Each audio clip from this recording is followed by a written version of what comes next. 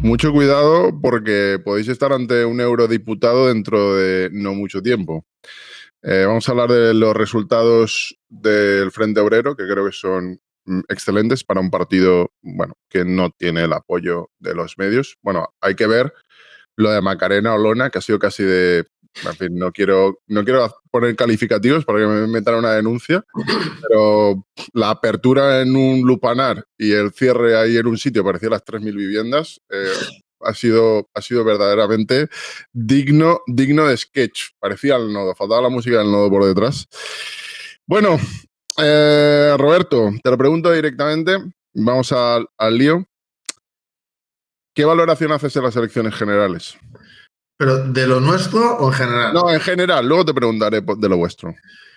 Bueno, yo creo que Pedro Sánchez se la jugó. Él tenía, supongo que sus asesores, no él, sino la gente que tiene detrás, cuando vieron el golpe de las municipales, que ya visteis que en la mayoría de los sitios ganó el PP, incluso en sitios históricos de dominio del PSOE, les entró el miedo y en vez de alargar la legislatura, que era lo que pensábamos todos que iba a hacer, pues de repente se sacó de la chistera el votar en julio, a finales de julio, con las implicaciones que tiene por el tema vacaciones, calor, etcétera, etcétera, y el poco tiempo que hay desde las municipales.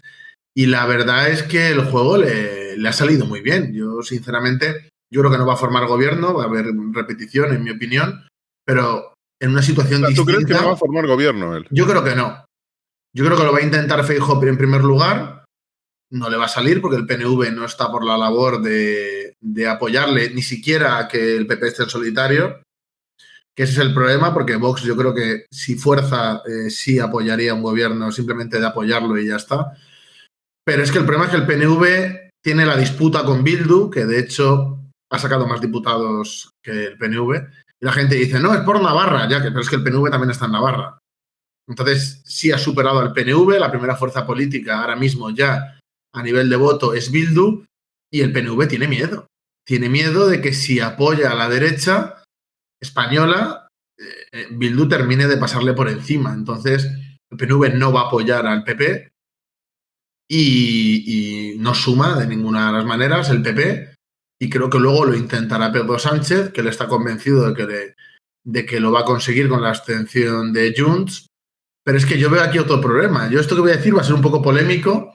Yo siempre que lo digo la gente se me echa encima, pero yo creo que es la realidad. Yo he estado 4 años viviendo hasta hace no tanto en Barcelona, voy mucho allí, me empapo bastante de cómo está la sociedad catalana y yo sinceramente veo que Junts está recuperando el terreno perdido a Esquerra, que como están las cosas ahora mismo, incluso si hubiera un gobierno del PP, los que van a quedar como el héroe que está en el exilio, el que plantó cara al Estado español y que le dijo no al gobierno, independientemente de que sea el progreso o no, sino a los españoles, es Puigdemont. Entonces es como el héroe que el día que vuelva tiene que volver redimido y por la puerta grande. Y están recuperando espacio. Es decir, Junts tiene la alcaldía de Barcelona. En las últimas elecciones municipales, ¿dónde estaba esa gente? O sea, estaba fuera de las quinielas, pero muy lejos de tocar poder. Y yo creo que hay en muchos sitios donde Junts está recortando lo que consiguió en su día Esquerra. De hecho, antes tenían muchos más diputados en lo nacional y ya no. Y yo creo que si siguen así, Junts va a pasar por encima de Esquerra. Entonces, ¿qué le conviene a Puigdemont?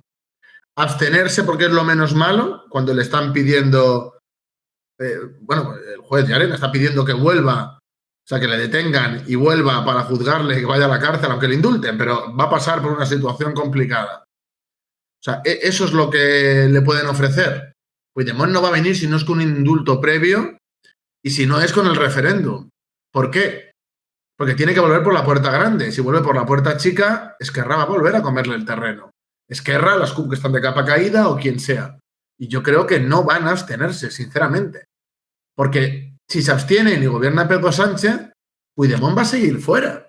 Y no solo eso, sino que la estrategia de Esquerra, la estrategia que, bueno, la cabeza de turco es Rufián.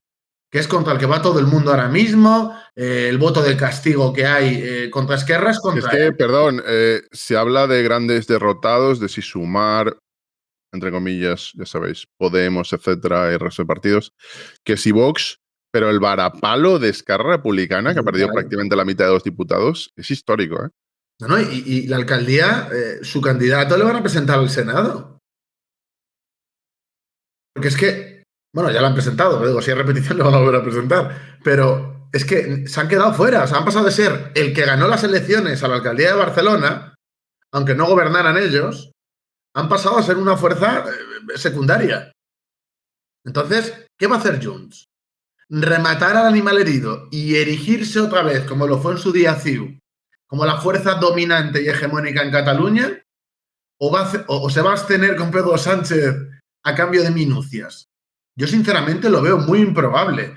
Y todas las izquierdas, porque claro, yo también digo una cosa, yo cuando he visto las líneas que ponen de la izquierda y la derecha y las votaciones, al PNV le ponen en la izquierda. Pero bueno, aparte de eso, todas las izquierdas más el PNV no suman. Es que no suman. Y necesitan que se abstenga la derecha catalana, porque es otra cosa que parece que se olvida. Es que Junts no es el Partido Comunista de Cataluña. Junts es la derecha tradicional catalana. Entonces, yo no veo que vayan a sumar. Y la cuestión es, ¿qué va a pasar en las siguientes elecciones? Porque claro, a Pedro Sánchez le ha funcionado muy bien. De hecho, no hay más que ver que se ha comido gran espacio de lo que era Podemos.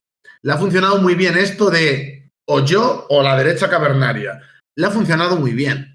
O sea, eso no hay que negarlo. Es decir, el resultado electoral de Pedro Sánchez, con lo que la gente pensaba después de las municipales, no ha sido un mal resultado. Ha subido un diputado. Claro, ¿no ha ganado las elecciones? Obviamente no. Pero tiene opciones. Sigue vivo, ¿no? Y Pedro Sánchez, si se caracteriza por algo, es porque es un superviviente. Entonces, a ver qué pasa. Yo creo que le va a salir mal. Porque llamar a la resistencia heroica contra el fascismo te puede funcionar una vez, pero yo creo que dos no. Y además ten en cuenta que lo que ellos dicen que es el fascismo, es un poco, ellos se refieren a Vox, que para mí no lo es, obviamente, se ha pegado todo gran varapalo. Es decir, ¿cómo vas a vender la llegada del fascismo al poder aquí en España cuando el partido que tú crees que es el de la extrema derecha es que no la mitad, pero un poco más de la mitad? Se ha quedado a eso. Y además vamos por partes, si te parece. ¿Qué opinión tienes de los resultados del PP? Que prácticamente las encuestadoras estaban discutiendo si iba a sacar 150, 160 diputados. Hemos visto GAT3 metiendo un gambazo que, vamos, parecía que iba a marcar un gol sin portero delante. Y yo, viendo los periodistas de derechas, lo siento por ellos, ¿eh? Lo siento por ellos porque me recordaba al cuento de Sinbad el Marino de las 1001 noches. Oye, todos a inmolarlos con el líder. Yo creo que había 20 o 30 periodistas de derechas que creo que se iban a inmolar con Feijóo y estaban ya buscando, no sé, puestecillos o algún tipo de comisión o algún tipo de algo.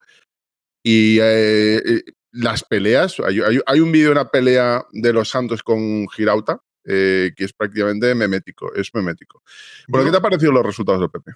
A ver, han tenido unos resultados muy malos. O sea, están diciendo que han ganado las elecciones, pero han perdido la oportunidad de sacar algo cerca de la mayoría absoluta. O sea, el PSOE estaba moribundo.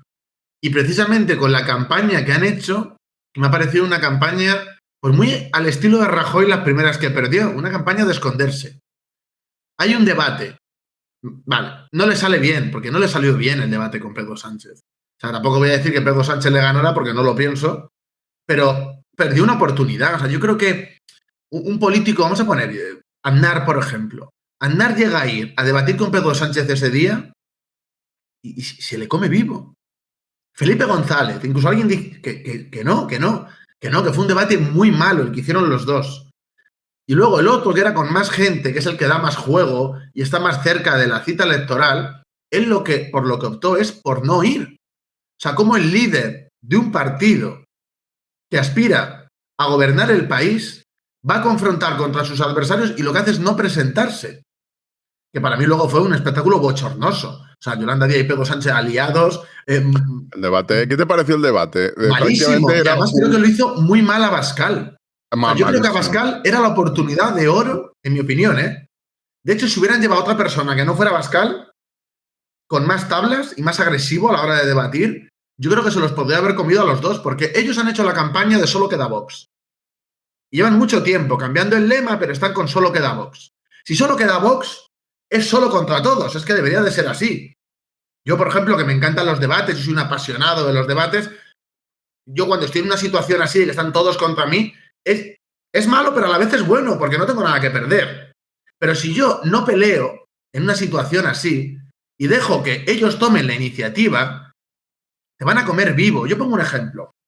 Wanda Pascal dice, ¿qué es una mujer? A Yolanda Díaz.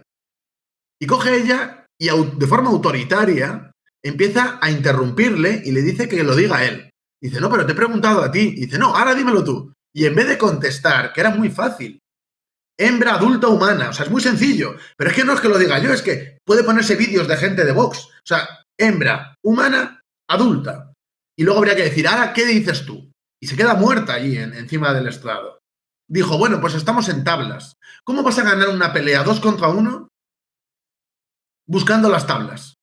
Es que es imposible. Yo a Pascal le vi todo el rato a la defensiva. En cuanto le apretaban, empezaba a hablar del comunismo. Y es como, ¿qué comunismo? Que a nadie le importa el comunismo.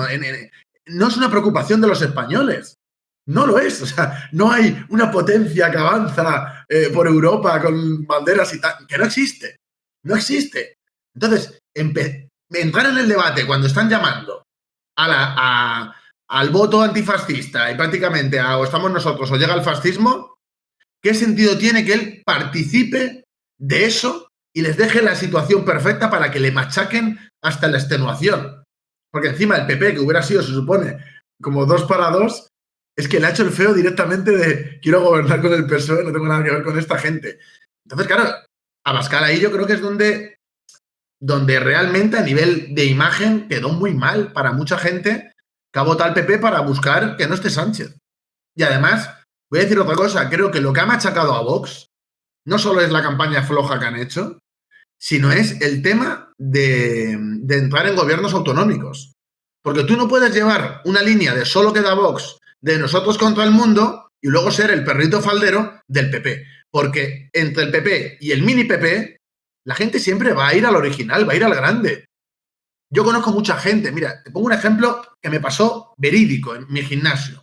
Llegó el día de las elecciones y todo el mundo hablándome de las elecciones. Y yo dije, va a haber mucha gente del PP, además en la siguiente, o sea, del Vox, que va a votar al PP en la siguiente por el tema de echar a Sánchez, de concentrar el voto, porque es la estrategia que está teniendo el PSOE y el PP. Y me decía la gente, no, no sé qué. Y llegó un chico y dijo, yo he votado a Vox y voy a votar al PP, por esto. Y es una cosa que he visto con todo el mundo que ha hablado, de que tú no puedes ir de puro y de yo soy diferente y hacer exactamente lo mismo que todos. Y yo creo que ahí se le ha caído un poco la careta y aunque hayan subido a nivel autonómico y municipal, que es indudable, o sea, Vox fue uno de los grandes ganadores de las autonómicas y de las municipales, creo que eso ha sido un poco su sentencia también para estas generales. Y creo que si no hacen algo drástico para cambiar esto, creo que el batacazo que se van a meter en las siguientes va a ser brutal, va a ser similar al proceso de degeneración que tuvo Ciudadanos al principio y que si no actúan de la forma de vida va a acabar como Ciudadanos, porque ser conservadores solo no vale para tener un partido grande aquí en España, porque ya hay uno. Bueno, te voy a preguntar por un partido que conoces bien, de hecho conoces a algunos de sus miembros. Podemos y Sumar. Los resultados de Sumar, pues chicos, hay que decir que Sumar es más que Podemos, son Podemos, Izquierda Unida, Más País, Compromís, bueno, y algunos partidos regionalistas determinados. Seguro que me dejó alguno porque hay 16. Esa coalición tenía 38 diputados, pero los tenía 38 yendo por separado. Es decir, que la ley electoral, de haber ido juntos, les hubiera permitido llegar probablemente a 42 o 43. Se han quedado en 31. ¿Cómo interpretan los resultados, además? Porque a Sumar Podemos, y aquí tenemos a Ione Belarra, no voy a poner el vídeo porque no quiero que me pongan otro strike aquí, solo falta que me pusieran un strike por escuchar a Ione Belarra, pero Ione Belarra le dice, sí, le dice, bueno, es preocupante que Sumar ha hecho una campaña escondiendo el feminismo y escondiendo Podemos y aún así ha tenido un resultado peor que el peor resultado de Podemos. ¿Cómo has visto el resultado de Sumar, más allá de la campaña del planchamiento de bragas de Yolanda? Pues mira, yo te quiero decir dos cosas.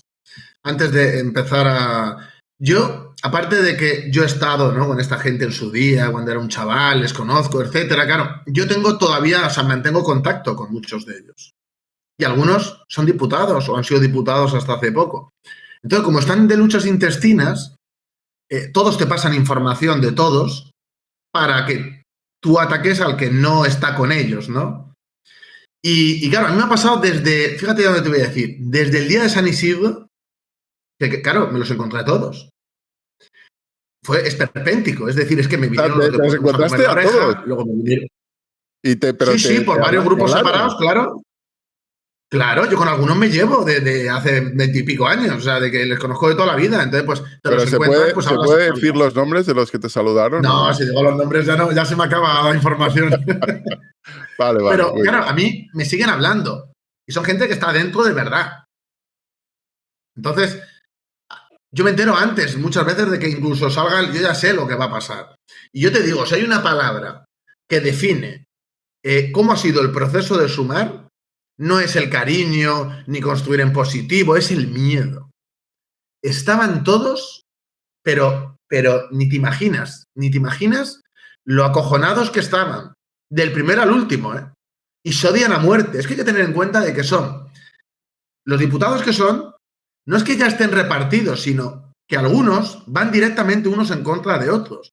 Pablo Iglesias el otro día dijo que o sacaba el chantaje y el bloqueo a Irene Montero, o el grupo de Podemos va a actuar de forma cohesionada, aparte, o sea, es decir, Podemos lo que quiere es mantener. Por eso se presentaron juntos. Podemos no iba a sacar nada, yendo por separado, porque en la izquierda española está el mito de están obsesionados con la unidad, cuando en realidad lo que hacen es siempre pelearse y separarse. Y tienen un miedo terrible. Y te voy a decir a qué tienen miedo. No tienen miedo a perder los diputados, porque Pablo Iglesias ya está construyendo su vuelta. O la suya o la de los suyos, y él detrás. O sea, da igual, va a ser lo mismo. Dependerá de las condiciones de si él puede o no, porque si puede va a ir él, ya os lo aseguro. Pero él no tiene un problema con que haya más o menos diputados. De hecho, han aceptado. ¿Y cuántos diputados tienen? 5, creo, ¿no? Tienen 5 hasta donde yo sé. 5 Podemos tiene creo que 5, tiene es Izquierda decir, Unida, 10 Sumar y luego, bueno. han estado dispuestos a bajar de 30 a 5 y no les ha importado.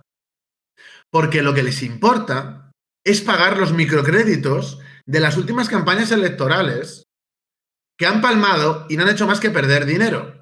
Esto ya le pasó a Izquierda Unida, que llegó a tener una doble hipoteca sobre su sede de Olimpo, que fue la verdadera ruina. Y cuando Izquierda Unida empezó el proceso de unidad con Podemos, ese abrazo que se dieron Pablo Iglesias y Garzón, una amiga mía, que estaba, bueno, sigue en el PC y estaba ahí metida, cuando hablé con ella me dijo, es que debemos tanto dinero y en vez del puesto, lo que hemos hecho en el acuerdo es que nos den más dinero. ¿Para qué? Para poder liquidar la sede de Olimpo. ¿Qué ha pasado? A ver, perdona que te pare ahí el juego, te pare ahí el partido. En vez de tener más diputados, hemos elegido que nos toquen más dinero las subvenciones. Bueno, en el dinero que luego se reparte. Sí, habrá un reparto de subvenciones teniendo en cuenta. O sea, querían más dinero en lugar que más poder. Para liquidar la deuda. Madre porque mía. ellos pedían préstamos a bancos. Izquierda Unida, claro, si tú tienes una previsión de cómo se sacaba en su día con Anguita, ponte 20 diputados. O 14, vamos a poner incluso menos. Y sacas 2, época de Llamazares. ¿Cuánto dinero has perdido ahí? Una barbaridad. ¿Y qué pasa? Que además hipotecas la sede porque tienes que seguir pidiendo. Y han estado unos años de travesía en el desierto. Claro, ahora han tenido un ministro, bueno, han tenido a Garzón de ministro y a mucha gente colocada, pero antes no tenían a nadie. Entonces, ¿qué hicieron? Liquidar la deuda. ¿Qué le pasa a Podemos? Que Podemos, aunque sean microcréditos, los microcréditos hay que devolverlos. Y están hasta aquí. Y tienen una serie de liberados y una estructura que aunque la rebajen, la tienen que mantener. Porque si no la mantienen, ¿qué les pasa? Que se van a sumar, que es donde van a tener el dinero. Entonces, por eso han entrado en Sumar. En Sumar no han entrado por tener más o menos diputados. Han entrado para cuando luego ellos quieran dar el asalto, que lo van a intentar dar, mantener la estructura y no tener deuda para poder pedir y dar ese asalto. De hecho, Iglesias ha amenazado ya de que si no hay gobierno del cambio y del progreso otra vez, que va a pedir unas primarias abiertas porque ¿quién ha elegido a Yolanda Díaz? O la ha elegido él, ¿no? Él, Pablo Iglesias. Pero la cuestión es que le ha salido mal. Pero si hay unas primarias, claro, él dice que Irene Montero, etcétera, ya nombra a Irene Montero aposta. Porque según ellos y Rufián, no hay nadie más, y algún periodista estilo Quique Peinado y gente así, o sea, nadie más ve en Irene Montero un valor de futuro. Yo creo que es la persona más quemada de la historia de la política de España. Pero ellos no lo ven así, entonces ellos quieren unas primarias. ¿Qué es lo que pasa? Que si hay una debacle y Sumar explota, porque tened en cuenta que a Yolanda la han puesto porque es una cara amable y una cara que puede unir a quienes realmente quieren mandar. Es decir, ¿Baldoví va a permitir que haya una persona fuerte en la cabeza de Sumar donde están todos? No. ¿Lo va a permitir Colau? No. ¿Lo va a permitir Errejón? No. Es decir, cada grupo tiene como su figura fuerte, paternal, vamos a decir, a pesar de que ellos el tema del patriarcado y demás no lo tienen, vamos. Pero la figura de autoridad ahí, cada grupo tiene una. Y claro, todo el mundo quiere mandar. Esto no es típico de, no, es que vamos a votar y todo el mundo se vota a sí mismo, ¿no? Por eso tienen a Yolanda. Por eso tienen a Yolanda, pero no es una personalidad fuerte, ni tiene nada realmente fuerte detrás que le sea leal a ella. Porque Izquierda Unida tampoco. Izquierda Unida, la gente de base de Izquierda Unida y del PC le gustaría estar fuera de Podemos y poder hacer lo suyo. De hecho, sacaban más votos ellos. Por ejemplo, cuando Podemos y Izquierda Unida se juntaron, sacaron menos votos que cuando estaban por separado. Y esa es la realidad. Y eso va a explotar, y cuando eso explote y se desmenuce, porque en las próximas elecciones yo creo que Pedro Sánchez, aunque no gane, yo pienso que no va a ganar, pero va a aumentar más los diputados a costa de Sumar, igual que el PP lo va a hacer con Vox. Cuando sea la debacle de la izquierda y volvemos a tener a Izquierda Unida, una cosa de en torno entre 14 y 20 diputados, vamos a poner, cuando todo se vaya al garete, él que ya está montando su estructura de comunicación y ya está montando cosas Canal Red. Claro, Canal Red y más cosas que van a salir. No solo Canal Red, van a salir más cosas. Cuando salgan esas cosas y Canal Red amplíe, porque va a ampliar también, va a ser la estructura de la izquierda, porque el público está de la mano también. Entonces va a ser como todos los medios de esa izquierda van a estar manejados por Pablo Iglesias y su entorno, que además ha vuelto a ser profesor y es como el viejo profesor que vuelve. Él está obsesionado con Mayo del 68, te lo puedo asegurar que yo he sido alumno suyo en la facultad, está verdaderamente obsesionado con eso y es el retorno del viejo profesor. Yo, lo que quiero hacer. Yo le recomiendo a Pablo que mire tu canal, ¿eh? Porque cuando hace los vídeos del Canal Red, yo me siento que estoy volviendo a la universidad. No estoy viendo un vídeo de YouTube, estoy viendo una clase magistral. Me están dando una clase. Y quiere volver, ¿eh? O sea, te lo digo de gente de alrededor de él que ya lo van diciendo. Él quiere volver. ¿Quiere volver a la política, estás diciendo? Sí. Él, cuando todo se destruya, cuando la izquierda prácticamente desaparezca y todos los líderes fuertes que hay, que se han ido escindiendo de él y separando de él, que son los que le han hecho el ajuste de cuentas ahora, cuando él tenga la oportunidad de pasar por encima y de volver como un mesías, va a volver. Y va a volver en un momento en el que sí va a tener fuerza de volver. Y va a volver en un momento en que han pasado los suficientes años para que toda la quemazón y criminalización que se ha llevado, porque eso es indudable, ya no pese tanto. Porque se crece mucho en la oposición. Es que esto es una cosa que se le olvida a la gente. Ahora está la gente con el Chepas, el Coletas, el no sé qué, y todo el mundo se ríe de él. Pero cuando esté gobernando el PP, o esté gobernando el PP con Vox, y empiecen que si el neoliberalismo, que si las huelgas, que los sindicatos empezarán a hacer huelgas, cosa que ahora no pasa, pero va a pasar. Y cuando todo eso, toda esa estructura empieza a moverse, incluso a nivel mediático, empiezan a vender que España está en el fascismo, la represión, cómo reprimen a los obreros y a los movimientos sociales diversos, qué terrible es todo, ¿quién va a volver? El Salvador, el Mesías, Pablo Iglesias. Lo va a intentar. Puede que no le salga, ¿eh? Puede que no le salga.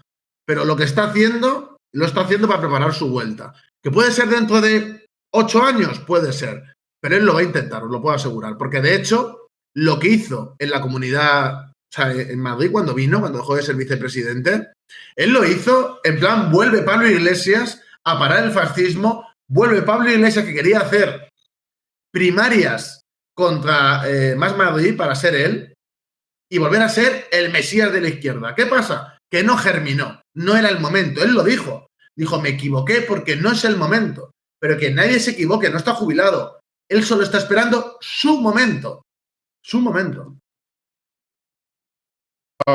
¿Tú crees que él se ha arrepentido de haber nombrado casi como el Pantocrátor, ahí tú que eres historiador, el Pantocrátor a Yolanda Díaz? Ya lo ha dicho. O sea, yo he visto un vídeo suyo diciendo que se arrepentía. Que ella misma se lo había dicho a él, que prefería Errejón y el sorpaso de Más País, bueno, de Más Madrid aquí al PSOE, y que eso lo podían hacer de forma estatal y que eso estaba más de acuerdo con lo que ella piensa que con lo que piensa Iglesias y Podemos. Si Iglesias pudiera dar marcha atrás, yo creo que pondría a alguien de Podemos. 100%. Madre mía, yo creo, yo creo que la nombró porque era, entre comillas, lo que se podía elegir, que tenía notoriedad, o bien nombraba a su pareja, que hubiera sido casi Es que está muy quemada también, no Jordi, podía, no podía. no podía. La otra opción es Ione Belarra, que creo que yo he visto botes de Coca-Cola que tienen más carisma que Ione Belarra, ya vacíos. Y no sé, podía haber nombrado a Echenique, pero claro, es que el hecho de nombrarlo, es que tiene tela, ¿eh? Ha llegado porque la han nombrado y de hecho, hasta cierto punto él tenía razón, oye, vamos a hacer unas primarias, ¿no? Porque ahora está pidiendo primarias. Dice, es que antes no había tiempo porque el señor Pedro Sánchez se adelantó a la jugada. Pero ahora sí que hay tiempo. Ahora quiero primarias. Y creo que apuesta por hacer un Vista Alegre 3 o 4 antes y controlar el partido de dentro. Vamos, yo tengo conocidos, y vamos, no tantos como tú, pero tengo conocidos. Y vamos, cómo funciona por dentro no es precisamente un partido democrático. No, y tiene más estructura Podemos. Si montan un Vista Alegre, Podemos gana. Eso sí, o sea, es que es objetivo. Podemos ganar si montan un Vista Alegre. A lo mejor si lo montan hoy no, porque está la gente con el subidón de Sumar. Pero si lo montan en 2-3 años, ganan 100%. Ahora vamos a hablar un poquito del PP. ¿Tú crees que, tal como gritaban en la sede, Ayuso, Feijóo va de vuelta a Galicia a comer percebes y, bueno, llega la Juana de Arco, la Catalina de Aragón, Catalina de Madrid? ¿Llega la Catalina de Madrid aquí a gobernar la derecha o cómo funciona? Yo te voy a ser sincero en mi opinión. Yo creo, o sea, no es lo que a mí me gustaría, pero en mi opinión personal, y si yo fuera el PP. El PP, el problema es que apostó por la renovación y apostó por Pablo Casado. Y Pablo Casado es una persona que no tenía las capacidades, ni siquiera tenía el equipo para hacer nada. Porque no tiene carisma ni tiene nada. Vivimos en una época en la que es muy populista, muy demagoga, muy de líder. Es así. O sea, la política española ahora mismo funciona así. La gente habla del sanchismo, habla de Feijóo, habla del líder de no sé qué, pero luego no se habla del partido. O sea, funciona muy por personalidades. En España somos así. Me acuerdo de la época de González con Guerra, me acuerdo de la época de Aznar. Siempre ha sido muy así. Y yo creo que han apostado por una figura que es como la típica de varón del PP, que con Rajoy funcionó un tiempo, pero que a día de hoy, que está todo mucho más polarizado, alguien así no va a tirar. No tira lo que podría tirar alguien más, no por juventud, pero sí, también más renovador y que use otros métodos distintos. Y Ayuso sí es así, porque de hecho Ayuso ha sido la más populista de todas y es la que mejor lo ha hecho. Es decir, la campaña esa de comunismo-libertad, si hubiera sido con gente que de verdad la hubiera confrontado, no hubiera pasado nada. Pero como son muy acomplejados, les pasó por encima, les barrió, se los comió vivos. Entonces yo creo que Ayuso ahora mismo podría aglutinar a gente, incluso que vota al PSOE, que podría votar al PP y que podrían conseguir más, por lo menos bastante más, de lo que consiguen con Feijóo. Yo me acuerdo, a Yolanda la dijeron en una entrevista, comunismo, libertad, y se tiró no sé cuánto tiempo de forma ridícula justificando que no era comunista, pero si los derechos humanos, que no sé, ridículo. Cuando a ti te dicen algo así populista, tienes que reaccionar con algo populista también y que choque con ello. Entonces se los come vivos. Es decir, cuando Pablo Iglesias fue, me acuerdo, en Coslada, y se acercó a los nazis y le dijo, no pasará, ni se escondió detrás de la policía. No lo sabe hacer. Ayuso, si llega a estar ahí, se come la cámara. Entonces, eso, una persona con más capacidad y además más dinámica, más de lo que se pide ahora en la política española. Y yo creo que lo haría mucho mejor, pero mucho mejor Ayuso. Yo creo que Ayuso hubiera ido al debate, se hubiera peleado con todos, con los de Vox incluido, y hubiera quedado ella como sola contra todos. Y eso a la gente le gusta. Porque a la gente le gusta ver a gente con coraje y que se pelee y que se remangue y se tira al barro si hace falta por los que se supone que le votan. Y yo eso no lo veo en esta gente. Y con esta izquierda tan polite, no, es que se los hubiera comido. Es que Ayuso le hubiera dicho varias veces, me estás mandando callar por ser mujer, y se hubiera reído en su cara. Es que hubiera sido así. Y a Abascal se lo hubiera comido vivo también. Porque tiene miedo de decir. Con lo que te he dicho antes de hembra adulta humana, Abascal sabe eso también. Lo que pasa es que no se atreve a decirlo. No sé de quién va a perder el voto, si unos trans le van a votar, pero yo creo que no. Y ese complejo que tiene toda esa gente y que Ayuso no tiene. Por eso yo creo que Ayuso arrasaría a esta gente. Por lo menos a nivel de liderazgo, de partido. No te digo a nivel electoral porque hay muchos más factores. Pero a nivel de personalidad, Ayuso es buena. Y pueden decir lo que quieran y la atacan con todo tipo de cosas, pero sale indemne. Le dicen lo del hermano, monta un pollo y sale airosa. Le dicen no sé qué, siempre sale airosa. ¿Por qué? Porque confronta a la gente. Le da igual pelear. Yo le he visto en el Parlamento decir de todo a los de Vox, en plan de deshonestos, de pelearse con ellos, porque no le importa. Y creo que el PP necesita dejar de ser el PSOE 2.0 si quiere volver a tener mayorías. Y si no, es imposible, porque la gente lo ve, el voto que se ha ido a Vox es porque la gente ve al PP como si fuera el PSOE. Para mí lo es, pero a nivel del voto conservador, mucho voto de Vox volvería al PP. Si te parece, antes de ir a valorar Frente Obrero, quiero preguntarte dos cosas más. También quiero preguntar de algunos partidos pequeños. La primera cuestión es, en estas hipotéticas elecciones que va a darse, según tu opinión, que crees que se van a repetir porque no se va a poder formar gobierno, ¿quién crees que va a ganar? Depende de cuándo se repitan, en mi opinión. Porque si hay dos intentos de investidura, lo más seguro es que sea en enero.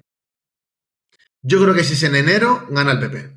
O por lo menos va a tener un resultado bastante más abultado. Aunque no llegue a la mayoría, pero sí va a tener un resultado que pactando con algún pequeño partido puede gobernar. Porque la gente va a culpar a Sánchez de esto. Vamos a tener meses de inestabilidad porque Sánchez ha querido hacer las elecciones antes para salvar su cargo. Y yo creo que eso le va a pasar factura. Le ha funcionado en el momento, pero yo creo que con el resultado de las otras elecciones y con lo que digo de que Vox ha bajado, no hay ningún peligro de fascismo de ningún tipo.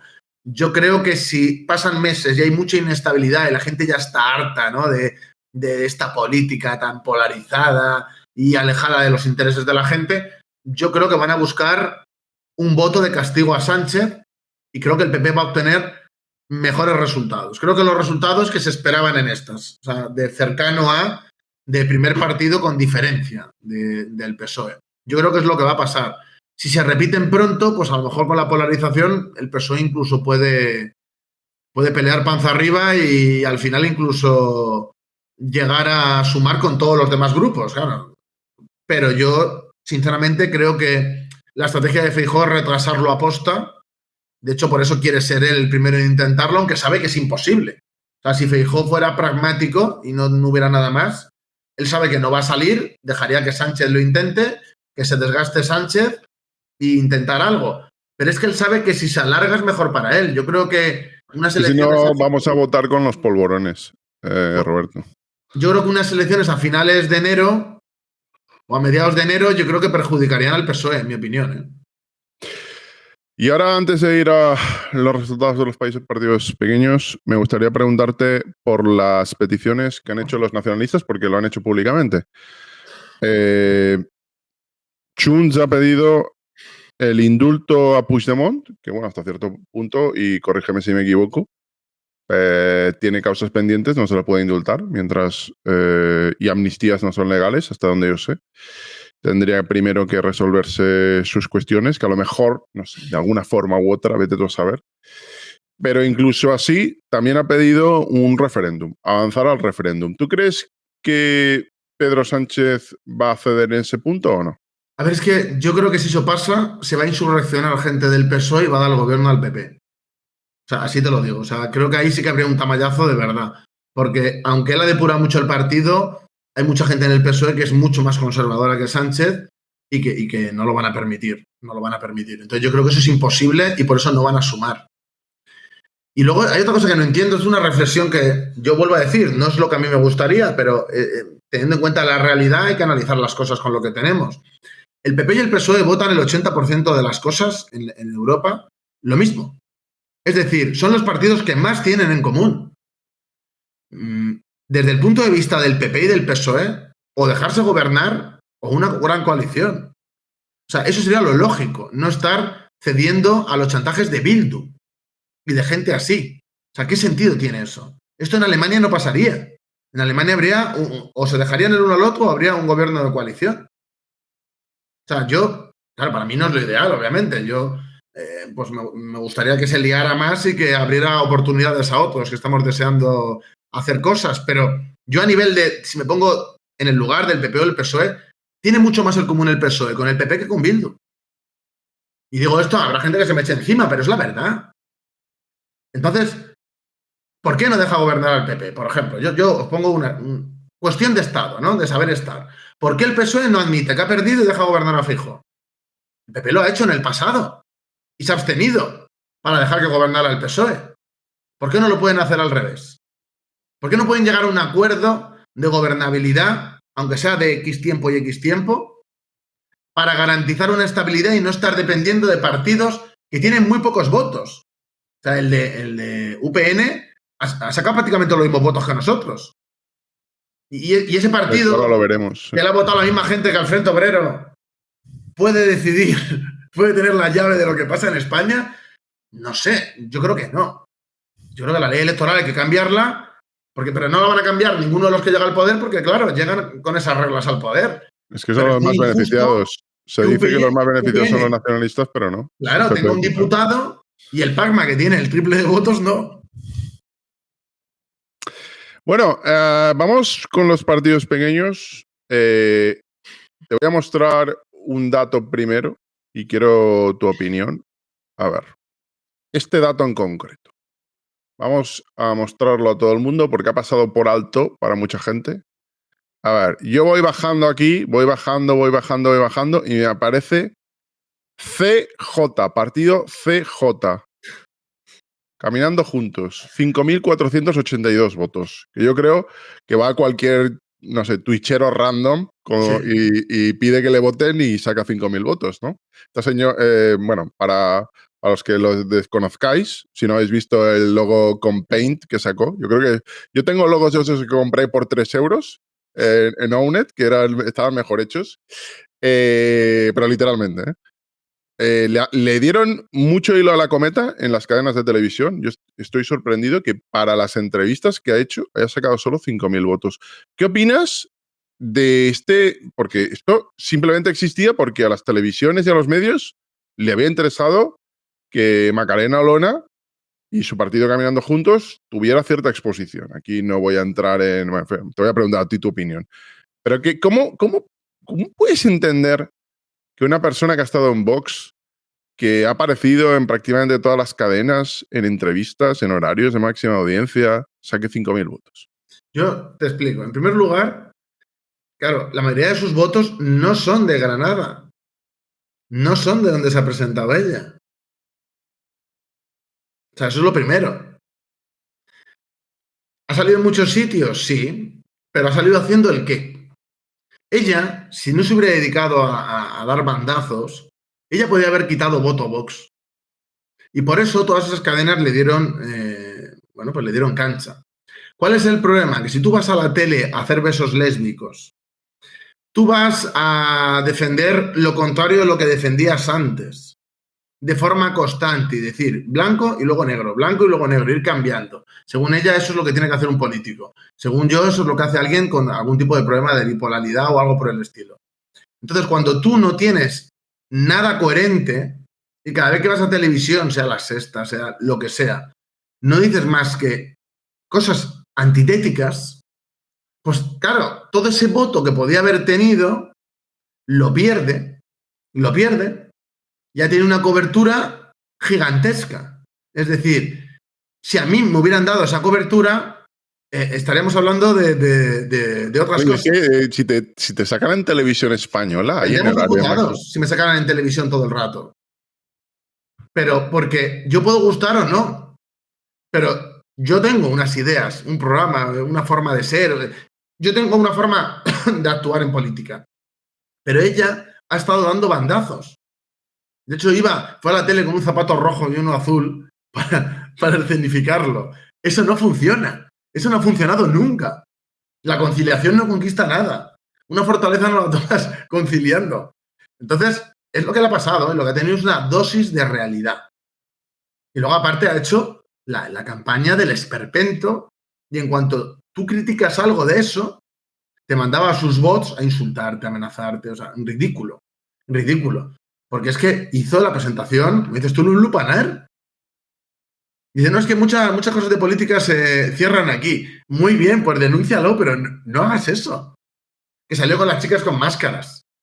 Eso lo ve cualquier persona que sea medio conservadora y se va corriendo.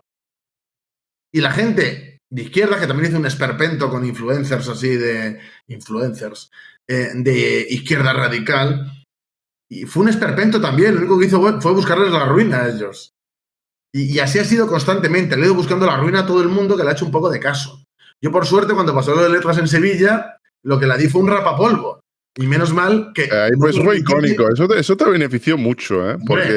Porque tenías ahí de maestro de ceremonias a Pérez Reverte se enfadó ahí, se metió por en medio, estuviste muy bien, hay que decir que yo creo que objetivamente le diste, bueno, objetivamente, la palabra no me gusta objetivo, pero creo que digamos que intentando ser neutral le diste un rapapolvo, y además eso quedó grabado, fue algo muy icónico, ¿no? Además con alguien que venía de un partido grande, de tener exposición en la televisión. ¿Tú crees que eso te benefició? Eso que justamente ella había intentado como destruirte, ¿no? Había intentado, sí. Se le volvió en contra a ella. Sí, sí. Pero porque, bueno, yo tengo muchas tablas en estas cosas. Esto es lo mío. Y ella está acostumbrada a que la aplaudan mucho en el Parlamento los de su grupo, porque son su grupo. Y claro, cuando tienes que ganar a un público y tienes que fajarte con alguien que de verdad se va a pelear contigo y le da igual quedar bien, pues claro, le pasé por encima, porque no está acostumbrada. O sea, así que se quedaba así, en plan bloqueada de no saber qué hacer, porque eso no se prepara, eso es agilidad mental. Y la agilidad mental o la tienes o no la tienes. Y no hay más. Y por eso pasó lo que pasó. Pero a mí me ayudó a subir muchísimo, hombre, claro. Yo creo que ahí subí un escalón, sinceramente, a nivel de visibilidad y a nivel de todo. Bueno, te voy a preguntar ahora por los resultados del Frente Obrero. Aquí yo no sé si lo podéis ver, voy a intentar ampliarlo, porque creo que como no se da demasiada exposición a los partidos que no tienen diputados, más allá de los frikis que nos gusta, pues nada, nos gusta ver los detalles de la política, pero fijaos en esto, fijaos en los datos. Frente Obrero está justo por debajo en votos en la lista de UPyN. Es decir, es el primer partido por debajo de UPyN. Perdón, miento, no, tengo un error. Pacma está por encima, lo de Pacma es que es mucha traca. Y las CUP se han quedado sin nada, pero ya está. Sí, la CUP que tenía creo que un diputado dos. Ha sido un descalabro para las CUP. Y Pacma, pero detrás de Pacma y las CUP vais vosotros y bueno, UPN es que ha tenido representación. O sea, por detrás de Pacma es un partido bastante conocido, la CUP, por supuesto, es muy conocido, y luego vais vosotros. Habéis sacado más votos que el PDeCAT, casi el doble, más o el doble exactamente que recortes cero, habéis sacado, bueno, más allá, Sí, más que los bastante grupillos, más allá sí. que los señores que ya no existen, los señores de Teruel que ya no existen. Y como decías, habéis sacado casi lo mismo que UPyN, que ha tenido un diputado. ¿Para ti ha sido una sorpresa el resultado que habéis tenido? No, nosotros, a ver, el objetivo que teníamos era este. O sea, nosotros queríamos quedar por detrás del PACMA, visibilizarnos, crear estructura y quedar por encima del PUM-J, que eran los que sacaban más votos antes, y de Recorte Cero y de los grupillos de la izquierda. Y es que les hemos doblado a la mayoría de esos grupos o triplicado. De todas maneras, al final nosotros hemos tenido mucho voto del extranjero, o sea, en realidad pasamos de los 47.000 de largo, que es más de lo que sacó Vox en las primeras. Entonces, bueno, la gente se ríe, ¿no? ¿Qué poco habéis sacado? Bueno, a mí no me han dejado presentarme, que soy el más conocido del frente, eso es una cosa a tener en cuenta. No teníamos ninguna experiencia, ahora sí. Ahora hemos aprendido muchas cosas que en las siguientes no va a pasar como ha pasado ahora.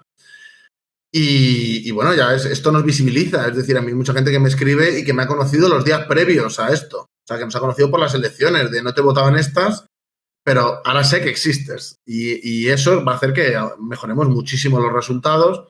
Y luego hay que tener en cuenta que ahora estamos en 16 provincias más de las que estábamos antes.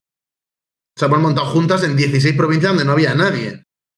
Y eso nos va a ayudar también, porque eso es entorno. Es que ya es simplemente por eso. O sea, nos va a permitir hacer agitaciones y nos va a permitir hacer cosas que yo creo que en las siguientes vamos a más que duplicar de largo, pero bastante más. En las que se repitan. Y si me puedo presentar yo, más todavía. Pero también te digo que nosotros... ¿Qué estáis intentando conseguir? ¿Qué os falta para que puedas presentarte?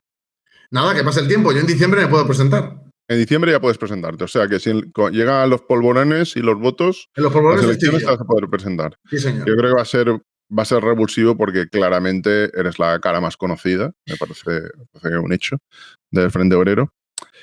Y el objetivo, perdona Jordi, el objetivo nuestro ni siquiera son esas, que vamos a tener un muy buen resultado, ya veremos qué pasa. El objetivo nuestro son las europeas. Claro. Desde el principio. O sea, desde el principio, el objetivo son las europeas, circunscripción única, 300 y pico mil votos, habiendo tenido ya primera experiencia y posiblemente la segunda, que tengamos un resultado mucho mayor. Y yo sí veo y creo que tenemos la posibilidad de sacar el eurodiputado en las siguientes. ¿Puede que haya que esperar otras convocatorias? Puede ser. Pero nosotros somos muy optimistas, ¿eh? Yo creo que si no lo conseguimos, cerca va a estar, ¿eh? ¿Tú crees que va a cambiar para siempre, evidentemente, el Frente Obrero? Porque tener un eurodiputado significa que te van a tener que entrevistar sí o sí en los medios, que vas a estar en el Parlamento Europeo, con lo cual vas a estar hasta cierto punto en lo que está ocurriendo. Hay muchos partidos que empiezan justamente, el mismo Podemos empezó rompiendo en las elecciones europeas. Son unas elecciones normalmente donde los partidos que tienen un voto más fiel pueden acabar teniendo algún tipo de representación porque, bueno, es circunscripción única, la participación es menor, creo que hay una serie de cuestiones que benefician. ¿Tú crees que si tenéis un eurodiputado vais a... ¿Qué crees que va a hacer el Frente Obrero, por ejemplo? A ver, nosotros, la política española. Esto nunca lo he dicho en ninguna entrevista porque no me lo preguntan así, pero yo cuando ideé la propuesta de hacer el Frente Obrero, cuando estaba en Extremera, de ahí viene, nosotros, o sea, yo presenté una serie de fases. Cuando estabas en la cárcel, básicamente. Sí, por lo de combatir contra el Estado Islámico. Ya lo hablamos en su momento. No, pero lo digo porque a ver qué se va a pensar la gente. Sí, no es por haberle intento de secuestro ni de homicidio. Exacto, no va por ahí. A dejarlo claro. Y yo presenté esa propuesta y yo tenía una serie de fases. La primera la hemos cumplido ahora, que era tener la estructura y la capacidad de presentarnos y visibilizarnos. Esa era la fase 1. Ahora, la nueva fase acaba con el eurodiputado, que es el principio de todo. Porque si sacamos el eurodiputado y nos visibilizamos, tenemos dinero, salimos en medios, el de Madrid lo vamos a sacar seguro. Y si sacamos el de Madrid, sacas el de todos los sitios de aquí. O sea, es así. Y ya vamos creciendo y creciendo, más estructura. Y yo creo que va a ser un cambio cualitativo importante, que ese va a ser el salto. O sea, cuando saquemos el eurodiputado, ese no va a ser el salto va a ser a partir de ahí. ¿Cuándo Perdón, vamos a aparecer como fuerza puedes acabar de disruptora? tertuliano en la Sexta sin exageración. Así de claro. Y me encantaría batirme el cobre con todos, por supuesto. O sea, ¿Te gustaría discutir no hay con cosa que más Maruenda? desee que pelearme con todos. ¿Te gustaría discutir con Maruenda y con Pablo Iglesias en la Me Sexta? encantaría. Y Lo quiero digo en pillar por serio, ¿eh? banda a Esto Antonio parece una Maestre. banalidad, pero me parece que, vamos, ahí se vería de qué está hecho cada cual, ¿no? Sí, ahí ¿No se te va a ver el gustaría? nivel de cada uno. Y estoy deseándolo. O sea, solo pillé por suerte a Macarena Olona por banda y tengo ahí muchos pendientes que quiero entrar en el ranking. Porque yo ahora no estoy en el ranking porque no somos nadie y tampoco quieren que un tío radical como yo promoverle. Pero claro, cuando sea eurodiputado, ya como que la gente lo va a pedir y eso me va a abrir puertas, voy a estar en el ranking y voy a ir uno detrás de otro. O sea, es que no, en ese sentido no voy a parar. Bueno, te tengo que preguntar por una cosa. Yo te la voy a mostrar y tú tienes que decirme, me lo tienes que contar. Me tienes que contar eso cómo ocurrió, ¿vale? Te lo muestro y no te tengo que decir nada más. Me explicas la precuela de esto. A ver, A ver, cuéntanos esto que te miedo voy a me da, a mostrar. ver qué es.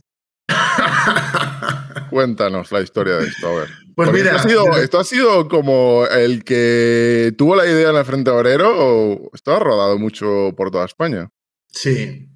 A ver, nosotros tenemos muy buenos agitadores. Nosotros somos pobres como ratas, pero tenemos gente muy profesional y que se arriesgan. O sea, gente que no tiene miedo ni a confrontar ni a nada. Y nosotros queríamos, claro, porque Vox usa mucha demagogia, pero luego cuando le preguntan a Abascal, youtubers, por ejemplo, cuando fue a hablar con David Santos, por Marruecos, dice, no, las nuevas relaciones, en plan de que no se atreve, no se atreve, no se atreve. Y nosotros, a pesar de ser unos muertos de hambre, vuelvo a decirlo, sí nos atrevemos. Sí nos atrevemos. Esta lona nos costó 1.600 euros. 1.600 euros. Con 1.600 euros hemos hecho una campaña que nos ha conocido una barbaridad de gente. ¿Por qué? Porque no tenemos miedo. La gente dice, no, ¿y por qué no lo hace otro? A ver qué otro aguanta, como me pasa a mí, que me escriban, no sé, cada vez que hago cualquier cosa de estas, 100 tíos locos amenazándome, incluso llamando a que nos hagan atentados islamistas. ¿Quién aguanta eso? ¿Quién aguanta que yo voy al gimnasio y me vienen 3 marroquíes a decirme que si esto, que si lo otro? O si yo voy por mi barrio y me viene un tío y me dice, tú odias a Marruecos y no sé qué. ¿Quién aguanta eso por la calle? ¿Quién aguanta esa presión? Muy poca gente. Muy poca gente. Pero es que a nosotros nos da igual. Han dicho que hemos cobrado 5 millones de euros de Argelia. Hemos denunciado a todo el mundo, por supuesto. Si hubiera tenido yo 5 millones para hacer la campaña, teníamos 7 diputados. Es ridículo. Es ridículo. Lo que pasa es que están acostumbrados a que nadie les confronte, porque la gente tiene miedo. Tiene miedo a que pongan tu cara en los sitios, a que te pase gente tus fotos y digan voy a ir a por vosotros. Eso, la gente tiene miedo, pero nosotros no. Y queríamos visibilizar las relaciones putrefactas que tenemos con Marruecos, el dominio que tiene Marruecos sobre nosotros, luego la gente que nos ha dicho que somos homófobos, al revés, estamos visibilizando la homosexualidad del rey, él también tiene derecho a visibilizar su homosexualidad. Entonces, pues hemos hecho una gran labor desde mi punto de vista y creo que en Marruecos tendrían que tener más libertad, cosa que no tienen, y a todos los niveles, y creo que con esto pues lo hemos promovido. A mí me han escrito centenares de saharauis dándome las gracias, de rifeños, de marroquíes también, que están hartos del rey. Lo que pasa es que siempre la gente violenta, la gente que nos ha ido a agredir, que ha ido a romper el cartel, ese tipo de gente pues hace más ruido. Pero a nosotros nos ha fortalecido muchísimo. Mucha gente, incluso gente musulmana, se ha acercado a nosotros, incluso hay gente que se ha afiliado al frente. De saharauis, de rifeños, que luego tú vas a nuestros actos y nos dicen que es racistas, como pasó en Barcelona. Y había muchísimos inmigrantes entre el público, pero muchísimos ya aplaudiendo, ¿eh? De hecho, cuando vinieron un grupito de queers blancos, que no eran ni 20, fueron gente latina a increparles, en plan de qué decir de racistas. Si yo vengo de Lima. Te lo tengo que preguntar porque me lo han preguntado 250 veces. Esto es como no sé, como ver Ciudadano Kane y las interpretaciones de origen de Nolan. A ver, te lo pregunto, porque tú lo tienes que saber. Me han preguntado 150 veces si el señor de la camisa blanca que pone PSOE es Pedro Sánchez. Hombre, claro que es Pedro Sánchez, por supuesto. Como mide 1,95, digo, hombre, puede haberse arrodillado un poquito, pero... No, y pone PSOE. O sea, es que está arrodillado porque él está de rodillas ante Marruecos. Ostras. Claro, es Pedro Sánchez y Mohamed VI besándose. Y además de forma libidinosa. Hemos buscado Sí, se nota las babas. hacerlo de una forma que llame la atención, de que cause revuelo. Bueno, te tengo que preguntar. Evidentemente, esto ha generado muchísimo revuelo, este cartel.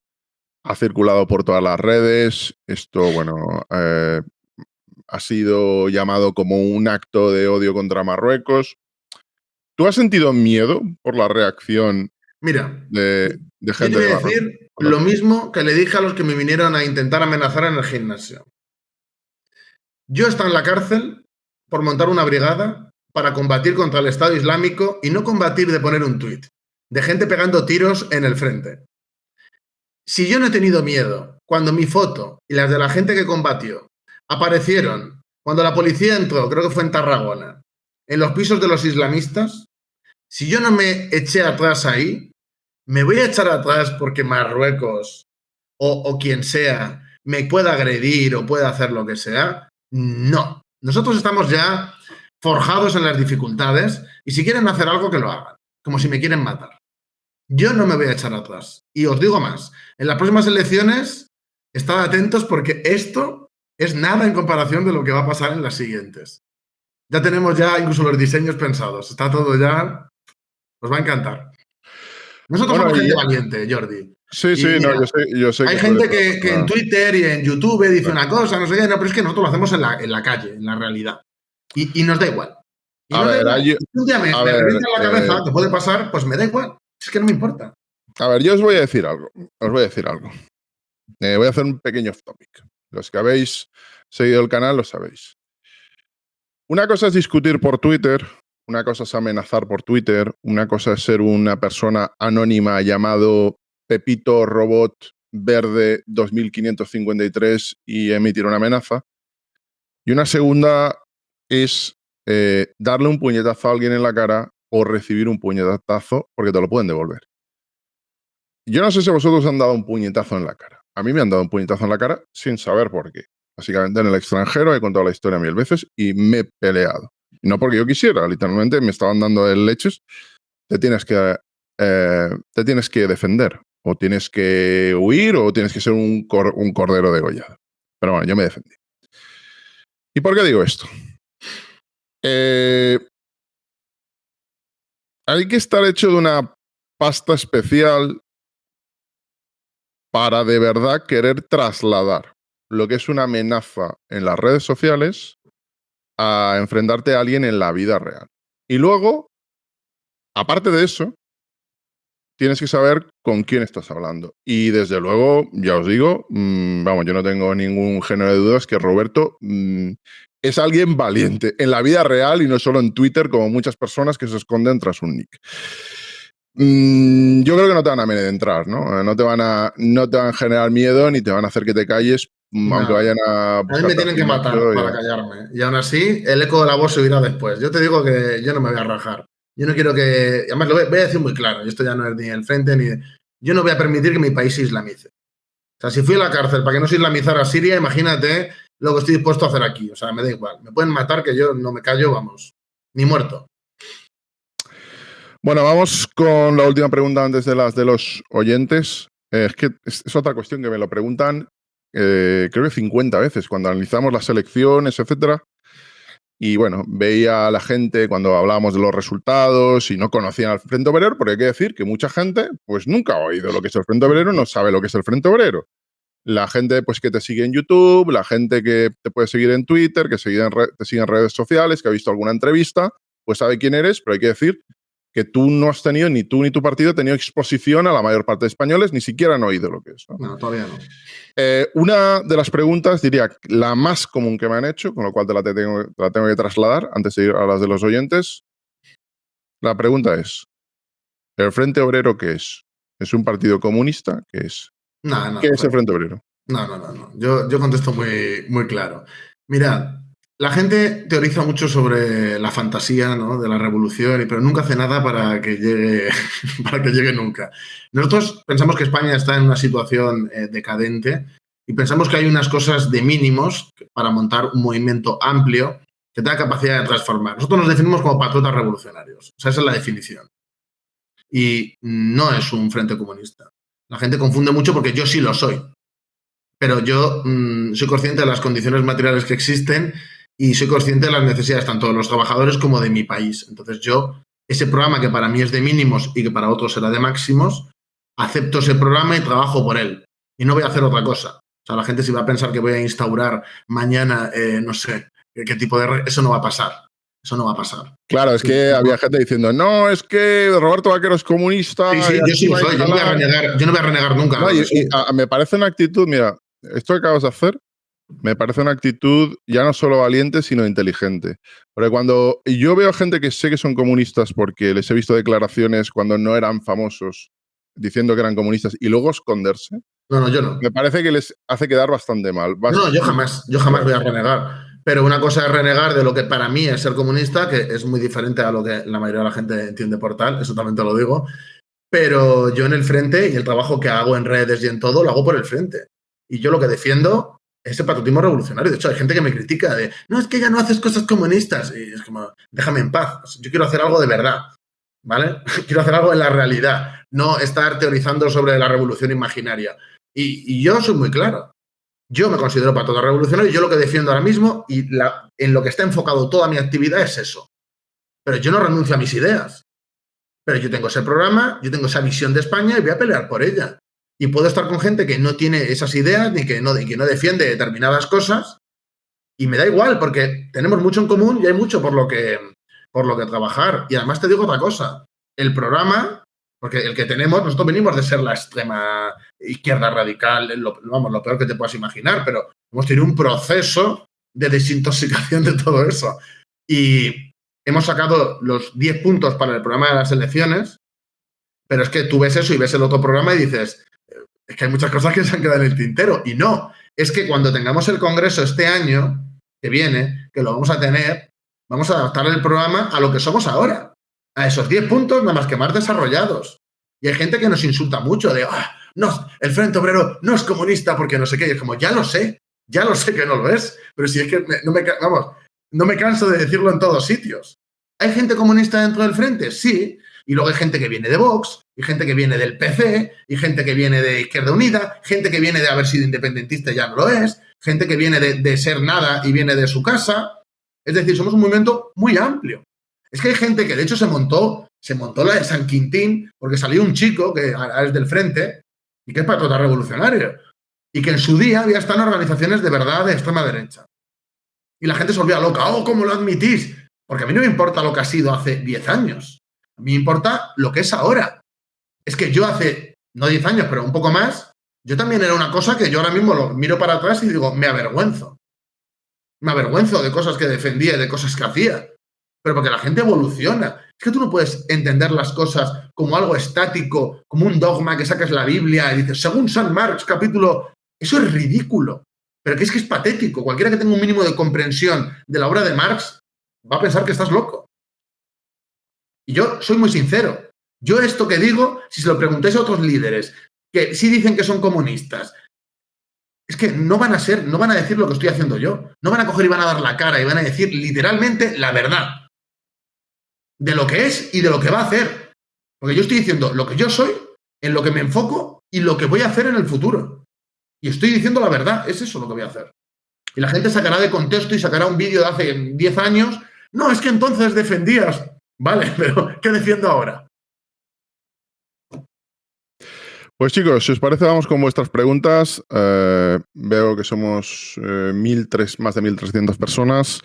Agradeceros a todos los que estáis. Habéis pasado más de 8.000 por el directo.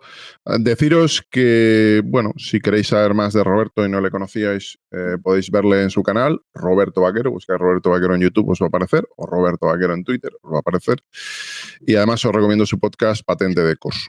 Vale, vamos con la primera pregunta, que además, como sé que no le das la espalda a la lucha y no vas a tener miedo de contestar, Bueno. te preguntan algo muy claro y muy directo.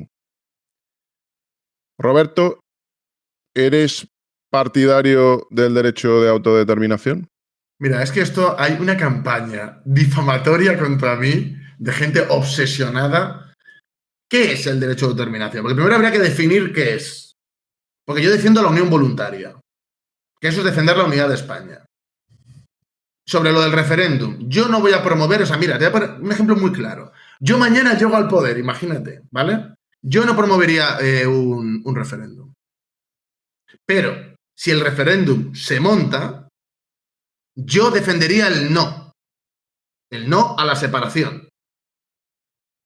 Pero entiendo que la unión tiene que ser voluntaria, no mandando a la Guardia Civil. Porque creo que en los lugares donde hay ese movimiento independentista, la manera de derrotarle no es la porra. Creo que hay otras maneras. Entre otras cosas, dejar de subvencionarles y dejar de favorecerles con las leyes electorales. Tú básicamente confrontarías y aceptarías el envite nacionalista. Efectivamente. Y lo confrontaría y yo creo que perderían y les derrotaríamos ya para el futuro. Sí, sí que lo pienso. Vamos con la siguiente pregunta de Francisco Javier. Roberto, ¿existe o puede haber democracia real en España? Hombre, Bueno, puede haber. Algunos, ahora mismo, pues bueno, pues tiene muchos déficits, incluso desde el punto de vista de los demócratas, pues tiene muchos déficits, sin duda.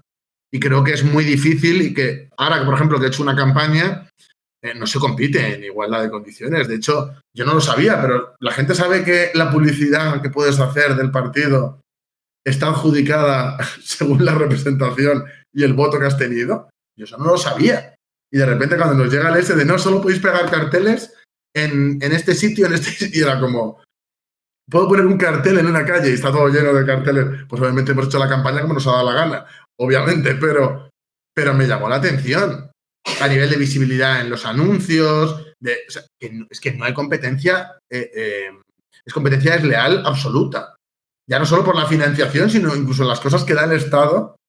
O sea, es brutal. Y luego el tema de los recuentos, cómo se hacen. De hecho, recomiendo un podcast de Patente, que hay un chico que es una persona que se dedica a esto, a confrontar con el tema de la falta de legitimidad y el tema de los recuentos que no se hacen bien. Porque hay mucha gente que critica el sistema, ¿no? Que si no votes, que si no sé qué, pero luego no se preocupan de ir a demostrarlo, ¿no? Y este chico sí que lo hace. Y hay muchas irregularidades. Nosotros hemos tenido muchos problemas. De hecho, en el País Vasco nuestras papeletas las escondieron. No escondieron las de Falange, los abertzales, y escondieron las nuestras, o sea, de película. Y así nos han pasado 100.000 irregularidades a nosotros. Yo creo que hay... Te puedo decir una, ¿eh? Sí. Te puedo decir una, que no sé si lo sabrás. Yo, es que es curioso. Supongo que lo habrá hecho Pau, la gente de Valencia que tenéis, pero por todos los pueblos que pasaba, veía carteles del Frente Obrero. Y un día o 2 días antes de las elecciones estaban casi todos arrancados. Había ido alguien y los había arrancado. Me pareció curioso, ¿no? Que no habían arrancado del PP o de Vox, pero habían arrancado de... Hay una competencia desleal brutal, a todos los niveles. ¿Que puede cambiarse eso? Sí, se puede cambiar, pero hay que cambiar las reglas del juego que tenemos, sin duda. ¿Tú qué has aprendido? Antes de ir a la siguiente pregunta, ¿tú qué has aprendido en estas elecciones?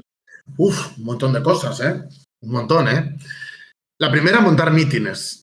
Porque no hemos montado ninguno. ¿Montar mítines? Sí. No me lo esperaba. Ya, porque no es igual. Es que no tiene nada que ver. La gente es como que se agita y es muy diferente al típico acto político normal. Y el que montamos en la Plaza Mayor, nosotros estimábamos que iba a haber 600 personas, te lo digo en confianza. Bueno, en confianza a todos los que están aquí, pero lo digo en confianza. Y ves el vídeo y hay más de 2.000 personas en el momento álgido. O sea, claro, eso te sobrepasa, Jordi. O sea, yo voy a Murcia, que digo, no va a venir nadie a verme. Pillamos un teatro y lo lleno a rebosar.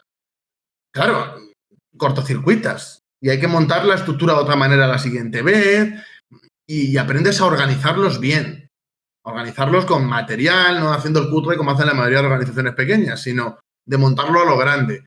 Y eso hemos aprendido. O sea, hemos aprendido a hacer agitaciones de otro tipo, como por ejemplo la de Mohamed VI y otras que hicimos, que no se vieron tanto, pero por ejemplo la que hicimos con el tema de la ley trans, el Ministerio de Igualdad, etcétera, en Barcelona, nos atacaron la pancarta los de las CUP. O sea, un partido que se presenta a las elecciones nos atacó en una cosa electoral. De hecho, en el acto también. Que eso es ilegal, o sea, no se puede, es ilegal, de hecho les hemos denunciado. Porque no se pueden dedicar a eso. O sea, si yo ahora en campaña electoral me dedico a hacer scratches, a mí se me cae el pelo. Pero ellos lo hacen y no pasa nada. Pues sí va a pasar porque les hemos denunciado. Entonces también hemos aprendido mucho del tema legal burocrático, que no sabíamos nada. De hecho, en Huelva no nos presentamos porque el chico que tenía que presentarlo lo presentó mal. Y como no teníamos ni idea, no lo revisamos, no sabíamos. Entonces no nos presentamos allí por no saber. En Melilla no nos presentamos porque hubo un problema con el chico de allí, burocrático, no pudimos designar representante, lo hicimos mal y al final no pudimos. Y hubo en 2 sitios que no nos presentamos, en los únicos, porque no sabíamos hacer lo burocrático. Es que no te imaginas el infierno burocrático que es presentarte unas elecciones si te presentas en todo el estado. ¿Pero no tenéis abogados contratados? Ahora sí, pero antes no. Es que también volvemos a lo mismo. Hemos aprendido ahora. ¿Por qué? Porque ahora tenemos abogados.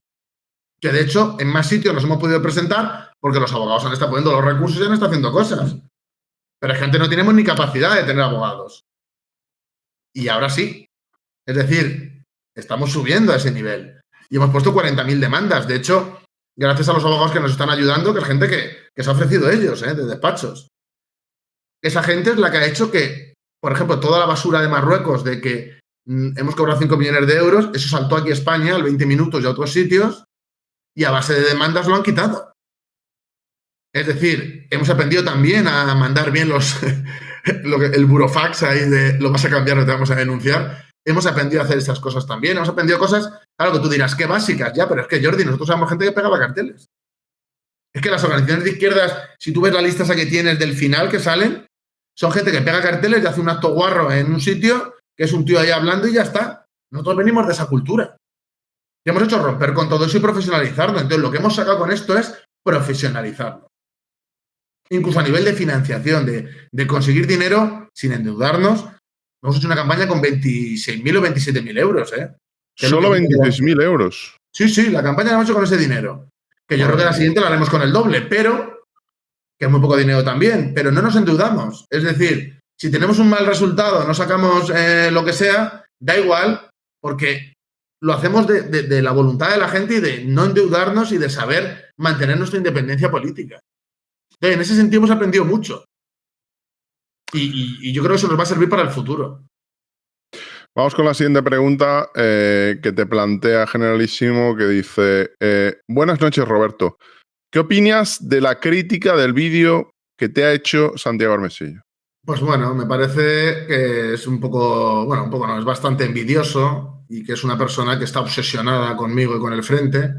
Y bueno, no hay más que ver su organización y cómo le van las cosas y cómo le va la nuestra para darte cuenta de, bueno, que las cosas dejan a cada uno en su sitio y no solo perder el tiempo en hablar ni de él ni de nada, porque cuando te dedicas a mentir, a difamar, a cizañear por la espalda, eso lo único que demuestra es que es una persona carente de honor, que ya lo he dicho más veces, y una persona que no merece mi atención. O sea, hay gente que merece tu atención y gente que no. Entonces yo siempre le ignoro y creo que es lo que tengo que hacer porque considero que no está a la altura de lo que hacemos en ningún sentido y nunca hablo de él. Aquí, cuando alguien me pregunta en un sitio, pues yo es que no soy de no evitar las preguntas, pero esta es la típica que hubiera evitado para no darle importancia, porque para mí es una persona que carece de ella. Monos del Espacio te pregunta algo directamente y de forma muy cruda. Roberto, ¿por qué eres comunista? Bueno, esto da para 7 horas de conversación. Estas preguntas tan simples. Yo te voy a decir, yo soy una persona que apuesta por el fin de la explotación del hombre por el hombre y creo que, bueno, que es la ideología y que es que más ha representado esa lucha, que más representa la defensa de los trabajadores y por eso desde pequeño me interesé por el estudio del marxismo y es una cosa que me ha mantenido hasta la actualidad. Springs te pregunta: Roberto, tu partido se llama Frente Obrero. ¿Tú has sido obrero? ¿Lo sigues siendo? Pues toda la vida he sido obrero, como dices tú. Entiendo que eres obrero. He currado 7 años de portero, curré otros tantos años en Barcelona de camarero, porque como tuve lo del juicio, pues perdí el carnet. Estamos hablando de que son más de 11 años trabajando y luego aparte he tenido otros trabajos que han sido también bastante precarios, como taquillero de cine, mozo de almacén en el aeropuerto, conserje, siempre he currado de eso y bueno, ahora con el tema del contenido pues me dedico a ello. Pues es algo público, es algo que es con lo que pago impuestos y se puede ver en mis trimestrales y yo me sigo considerando un currito, aunque sea autónomo. Vamos, yo digo algo, ¿eh? A mí me hace gracia, ¿eh? La gente que considera que producir contenido es un trabajo en el que prácticamente no echas horas. Yo animo que el que crea que sea fácil, que se deje su trabajo y que haga vídeos de YouTube a ver cuántas horas tiene que trabajar y cuánto dinero gana y ya está. Si considera que es un trabajo, no sé, tan fácil, etcétera, pues que lo deje todo y que empiece a hacer vídeos de YouTube. A ver. Porque yo sí que lo sé y Roberto lo sabe, pero mucha gente habla literalmente sin saber de qué va esto, ¿no?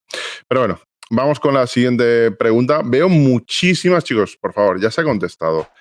Yo no sé si es que la gente no se ha enterado. A ver, ya ha respondido sobre el derecho de autodeterminación. ¿Vale? Lo voy a adaptar porque hay otra pregunta que están repitiendo de forma constante. A ver, y ya está, lo doy esto ya por contestado. Te preguntan, ¿qué piensas en general? Ya no vamos a hablar sobre Cataluña porque creo que has respondido anteriormente. ¿Qué piensas en general del derecho de autodeterminación? ¿Pero en qué sentido? Es que, claro, tiene que explicar qué es para él el derecho de determinación, pero no es lo mismo lo que dice Puigdemont que lo que decía Lenin o Que un Stalin. pueblo pueda votar e independizarse su nación del Estado. Yo ya lo he explicado antes. Yo defiendo la unión voluntaria. Yo no voy a promover ningún referéndum. Pero si ese referéndum se da, perfecto. Nosotros vamos a votar el no, vamos a promover el no y vamos a apostar por la unión voluntaria. Es que hay mucha gente que tiene mucho miedo a confrontar. Que tiene mucho miedo desde su casa en Twitter. Porque nosotros, por ejemplo, cuando el referéndum de Cataluña, nosotros hacíamos la campaña del no votis. Y lo íbamos haciendo por todos los sitios. Íbamos en Cataluña haciendo campaña por la calle contra el referéndum. Porque consideramos que era una patochada. A nosotros las CUP nos vienen a reventar los actos. Otra gente va a Cataluña y nadie sabe ni quién es. Entonces vamos a respetarnos un poco. Nosotros estamos en contra del separatismo, obviamente, pero defendemos una España que no sea la de Franco. Aunque defendamos la unión, pero lo hacemos de otra manera. Cualquier persona que viva en Cataluña, explícale que esto es así, que te mando a la Guardia Civil y así se soluciona. A ver qué movimiento creas allí. A ver cuánta gente te vota. A ver cuánta gente se une a tu proyecto. Es que es ridículo, es ridículo. Y esto es por culpa de vídeos de difamadores que se dedican todo el rato a repetir cosas de hace 10 años, sacándolo de contexto, retorciéndolo. Y es que nosotros somos gente que va de frente. O sea, es que no tengo ningún problema en contestar. Nosotros defendemos el derecho de determinación en el sentido de unión voluntaria. Sí. No en el sentido de lo que dice Puigdemont. Por supuesto que no. Nosotros defendemos la unidad de España, pero lo defendemos confrontando contra sus separatistas, no hablando de ellos en internet y ya está. Vale, otra pregunta muy directa, creo que muy importante y muy clara, de Juanca. ¿Qué opina el Frente Obrero de la monarquía? Bueno, nosotros somos republicanos, estamos en contra de la monarquía, obviamente. Consideramos que es algo obsoleto, anacrónico y creo que los Borbones han sido un mal para este país. O sea, ¿tú estarías dispuesto, por ejemplo, a cambiar la Constitución para hacer un referéndum? Hombre, yo creo que habría que cambiar la Constitución para 40 cosas, no solo para un referéndum de monarquía o república, mismamente para las fronteras y para las políticas migratorias, por poner un ejemplo, para la Unión Europea, para lo que producimos. O sea, hay muchas cosas que habría que decidir y que tú cuando votas a los partidos aquí no decides nada porque decide un burócrata de la Unión Europea. Y yo creo que no es el tema candente ahora mismo en España ni lo más necesario, pero en el cambio constitucional que tenga que haber, que yo creo que tendremos que tener una nueva constitución diferente, yo creo que lo de la monarquía no tiene sentido. Nosotros abogaríamos por la república, obviamente. Vale, veo dos preguntas que también se están repitiendo mucho, así que las voy a amalgamar. Una viene a ser, ¿cuál o qué país es el que más se acerca a tu idea de lo que debería ser un... No hay ninguno. Simpatizo simplemente con los países que están recuperando su soberanía nacional para emprender, bueno, emprender las soluciones y el camino para arreglar los problemas que tienen. Yo, por ejemplo, yo critico a Bukele por muchas cosas, pero hay otras que me gustan. De hecho, yo le critico por cosas que la gente no le critica y le apoyo en lo que la gente le critica, pero yo, por ejemplo, lo que ha hecho con las pandillas o lo que está haciendo de recuperar la soberanía de su país, a mí me parece algo muy loable. Por ejemplo, tengo simpatía en ese sentido, aunque no me guste lo que hace de las criptomonedas y otras cuestiones. Pero tengo simpatía, por ejemplo, hacia su gobierno. Tengo simpatía hacia los gobiernos que están recuperando su soberanía y cogiendo el timón de hacia dónde tiene que ir su país. Pero no existe ningún régimen que yo considere que es mi ideal. Yo creo que nosotros tenemos que construir nuestro propio camino y no copiar a nadie. Creo que es un problema que se ha dado en general de que siempre se tiende a copiar. Creo que hay que construir nuestro propio camino. Bueno, otra pregunta que va a repetirse también bastante, así que la voy a amalgamar. ¿Cuáles serían las primeras medidas, las fundamentales, que tomaría el Frente Obrero en caso de entrar en un gobierno? Bueno, nosotros, es que esto son las típicas preguntas que no tienen mucho sentido porque nosotros queremos derrocar el régimen. Es decir, nosotros no vamos a ser mini-Vox, O ni sea, Vox para que la gente 2.0. le quede claro, no vais a ser Sumar o no vais No, a es que ser. no vamos a entrar en nada de eso. Nosotros vamos ahí como un ariete, o sea, contra la clase política. Nosotros no se va a cambiar nada mediante las elecciones en el marco actual. Absolutamente nada. Nosotros queremos sacar representación para ir allí y confrontar con ellos y darnos visibilidad. Nosotros no vamos a entrar en ningún gobierno. Es que si consiguiéramos esa mayoría social, caería el régimen. O sea, no tiene ningún sentido. O sea, es inviable. O sea, yo por eso cuando me dicen esto digo, es que esto es jugar a futuribles inventados. O sea, es que no hay viabilidad. Si yo tuviera la capacidad de tener la mayoría social, haríamos un nuevo proceso constituyente y entre todos elegiríamos cómo queremos encaminarnos. No aceptaríamos el régimen constitucional de 78 y seríamos un partido más del régimen. Eso no va a pasar. Además, es verdaderamente curioso lo que ha ocurrido en estas elecciones. Yo no sé si has tenido la misma sensación, Roberto, que, bueno, hace unos años se hablaba del PPSOE, se hablaba del régimen del 78 y ahora ha sido como una especie de, Dios, va a venir aquí Pedro Sánchez como si fuera Cid Campeador y no sé, va a ser el Lenin, va a ser el que pare aquí el fascismo, no sé, está ahí como Don Pelayo en Covadonga. No sé, una cosa. Yo, la verdad, estoy alucinando cuando son la verdad, los cambios. Hay alguno, pero yo creo que en materia económica, quitando la subida del salario mínimo, ha sido muy parecida a la gestión. No hay que Sumar y Vox es que no se cuestionan. Quieren hacer pequeños cambios.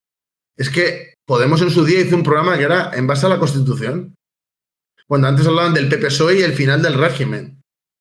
Ahora son el régimen ellos. Y Vox igual. La gente dice, no, es que ¿y si dependiera de tu voto el gobierno de la derecha o la izquierda? No habría gobierno. Es que ya lo adelanto, no habría gobierno.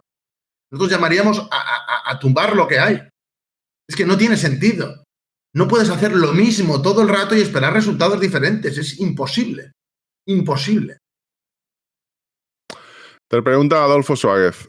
Roberto, ¿qué opinas del desguace del país que se viene a cambio del trono de Pedro Sánchez? ¿Es evitable?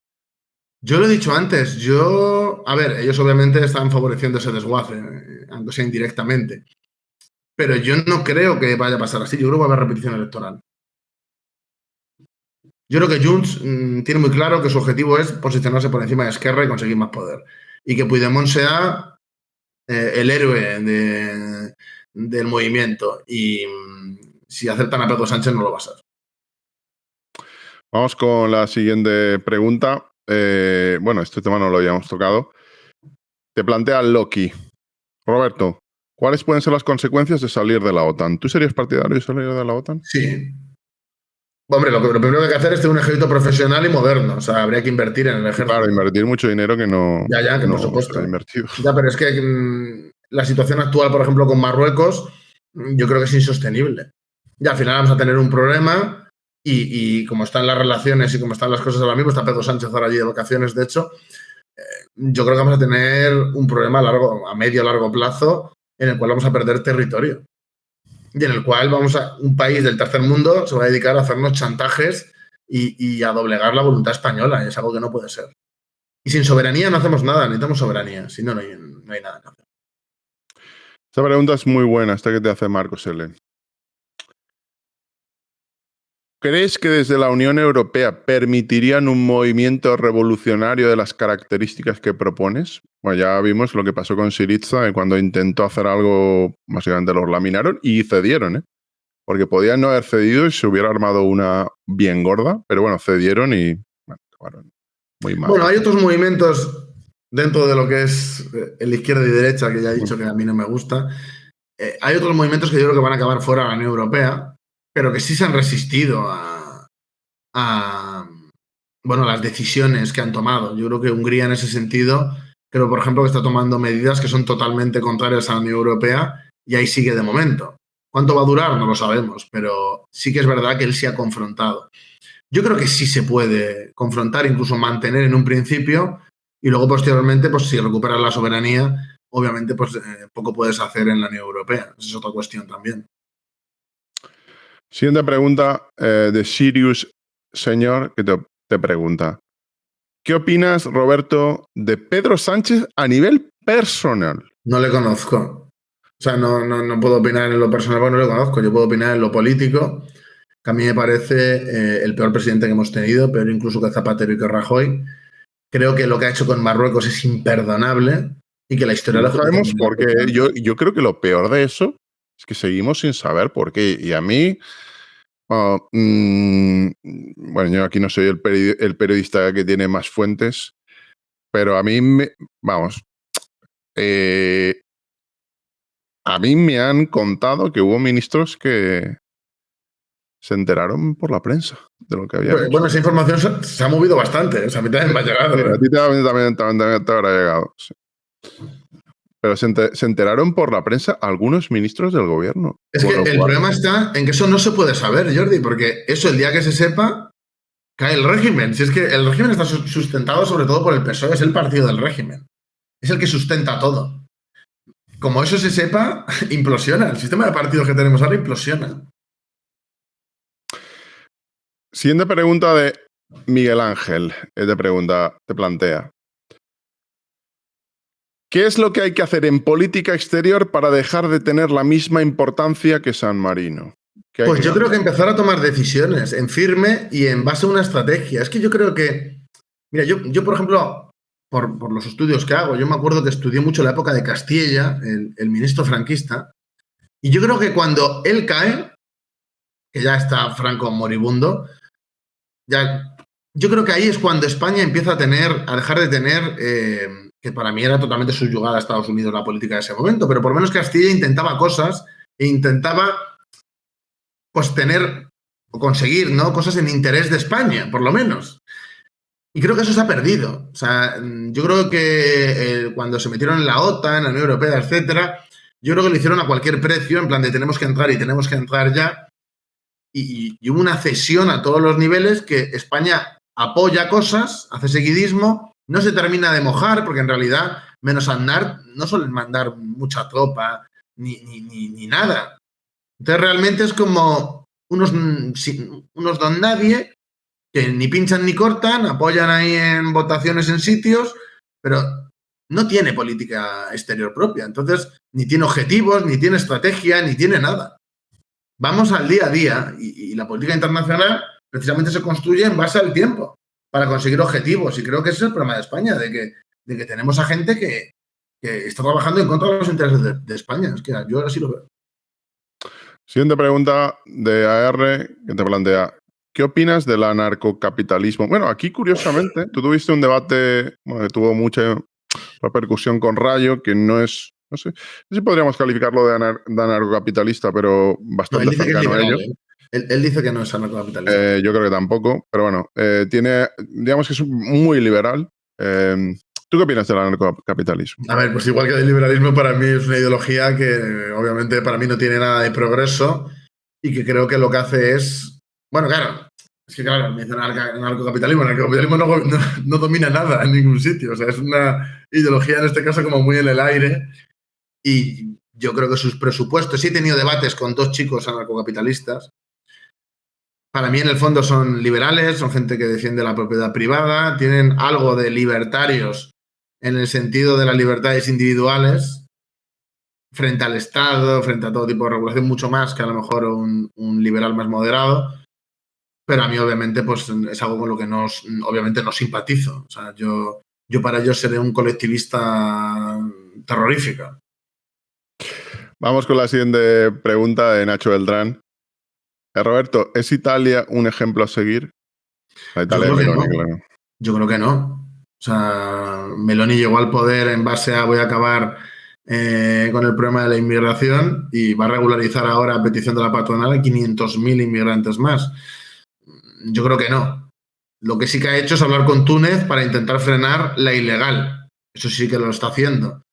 Pero yo creo que hay ejemplos de gente que sí que está llevando, y para mí son los países nórdicos el ejemplo, lo está llevando de otra manera y sin populismo, o por lo menos no como el que vemos en Europa Occidental, y de una forma más efectiva. Yo creo que a nivel de control migratorio, defensa de la cultura, etcétera, etcétera, creo que los países nórdicos son los que lo están haciendo de una manera ensayo y error, también lo digo, no han solucionado el problema, pero por lo menos están planteando soluciones intentando llevarlas a la práctica.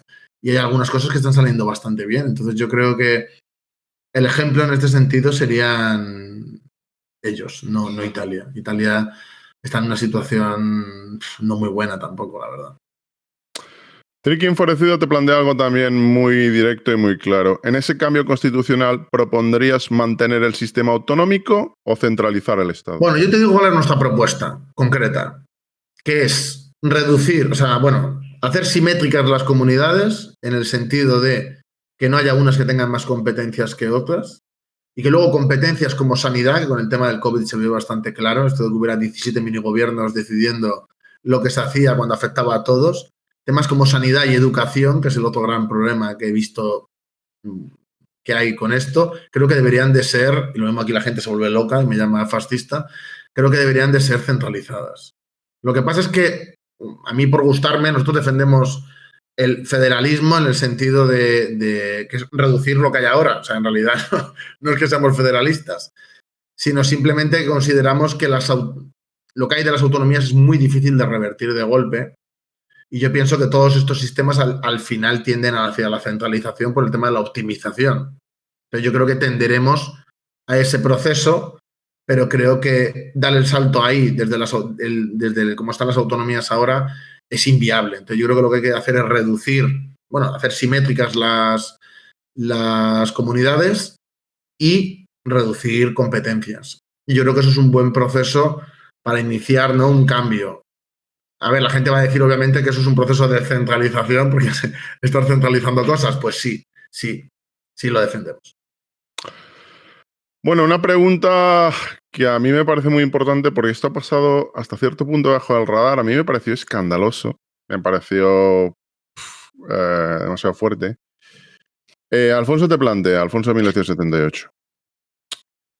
¿Crees que podrían tragar y algunos diputados socialistas y dejar a Pedro Sánchez en la estacada? Bueno, yo voy a aclarar esta pregunta porque creo que sé por dónde va. Seguro que habéis escuchado, aquellos que seáis frikis de la política, a Vox afirmar que si el PP conseguía 5 diputados buenos, pues que Vox no iba a impedir la investidura.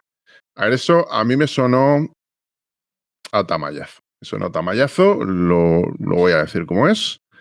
A lo mejor esa no era la intención, pero sonaba eso. ¿Tú crees que podemos verlo? Yo creo que es inviable a no ser que acepte el referéndum. Yo creo que si acepta el referéndum Sánchez, yo creo que ahí sí puede haber transfugismo. Siguiente pregunta de Jesús Quintana. Roberto, ¿no crees que estamos controlados por Estados Unidos? Y por la Unión Europea, sí. Bueno, veo 3-4 preguntas por el estilo. Vas a tomar 2-3 preguntas y cerramos, porque es prácticamente de medianoche y Roberto está... Nosotros seguiremos, pero no quiero aquí arruinar el miércoles de Roberto. Tomamos 3 preguntas para él y le dejamos marchar. Veo que hay muchas relacionadas con la política exterior. No sé si es porque tratasteis el tema de Marruecos. Sí, el tema de la soberanía es principal para nosotros, o sea, es prioritario. ¿Cómo sería el tema de la política exterior para el Frente Obrero de España? A ver, es que esto... Bueno, yo si quieres digo algo que va a ser polémico y lo vas a poder cortar, ¿no? A ver, nos digamos un clip. Pero yo, por ejemplo, porque yo lo que quiero es recuperar la soberanía y el poder decidir nosotros mismos lo que hacemos. Yo pongo el ejemplo con Marruecos. Nosotros lo que tenemos que hacer es arreglarnos con Argelia, cerrar a cal y canto las fronteras sur hasta que se solucionen las cosas con Marruecos y dejar ya de que puedan jugar en las zonas grises. En las zonas grises podemos jugar todos, nosotros también. Ya basta. Y lo que habría que hacer es acabar con los muertos en el mar, precisamente acabando con las mafias y sacando a la policía, o a la Guardia Civil o al ejército, depende de cómo lo enfoques, al mar, hacer un bloqueo naval, como pasa en Australia, que cojan a la gente y la lleven a un sitio y pueda volver a donde sea. Y que se acabe ya el chantaje con el tema de la migración. Ya basta. Marruecos, tanto que hablamos de los derechos humanos, estamos todo el día hablando de los derechos humanos en Ucrania y de lo malo que es Rusia. Tenemos al Sáhara aquí al lado, tenemos a los rifeños al lado, tenemos a los marroquíes al lado que viven en una dictadura terrible. ¿Por qué no se habla de los derechos humanos en Marruecos? Porque tienen miedo. Hemos perdido una oportunidad de oro con el gas y Argelia. ¿Qué sentido tiene que estemos aliados y subyugados al único país que realmente es un enemigo de nosotros? Ninguno. Entonces nosotros tenemos una línea de ruptura para volver a reconstruir unas relaciones sanas con Marruecos. Si quieren, y si no, pues nada, nos da igual. Ya basta de estar haciendo la genuflexión. Tenemos aquí millones de musulmanes en España en torno a sus lobbies, presionando y haciendo cosas aquí en el país. Esa gente debería de estar fuera del país. No puede ser que en España haya gente organizada defendiendo intereses extranjeros. A esa gente habría que coger y deportarla. Y esto no lo va a decir nadie más. Pero es que es necesario, porque esto va a aumentar. Cada vez va a haber más. Cada vez van a estar más organizados. Cada vez van a representar un problema mayor. Es mejor confrontarlo ahora que todavía podemos. Ya basta. Lo que hacen en Ceuta y Melilla, lo que hacen con las mafias, que hacen lo que quieren. Si es que España paga dinero para que Marruecos controle su frontera. ¿Dónde se ha visto eso? Y luego ellos son los que condicionan nuestra política. Nosotros con eso iríamos de frente. Pero igual que con eso iríamos, por ejemplo, con lo de Ucrania y Rusia. Nosotros no se nos ha perdido nada ahí. Nosotros tenemos que defender la paz.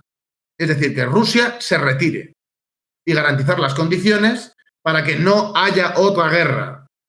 Porque nosotros estamos en contra de la guerra. No somos ni pro unos ni pro otros. Pero no tenemos que meternos con un bando, ni tenemos que meternos a crear problemas que no nos afectan, que no va con nosotros.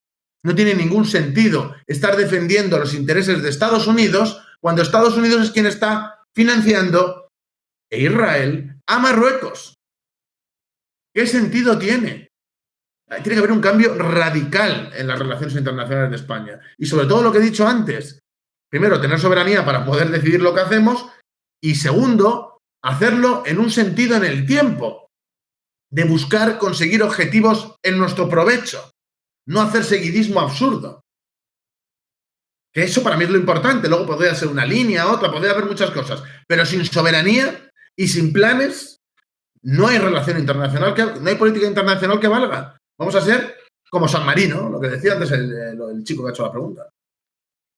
Vale, vamos con la penúltima pregunta, también muy clara y que a mí me llama la atención porque en España no hay ningún país, ya que hay países en Europa que tienen partidos de extrema izquierda y de extrema derecha que están en esta onda, pero en España ni Vox ni nadie. Te pregunta Irma Senia. Roberto, ¿hay que salir de la Unión Europea? Pues yo creo que sí. Ostras, ahí me ha sorprendido, ¿eh? Yo creo que sí.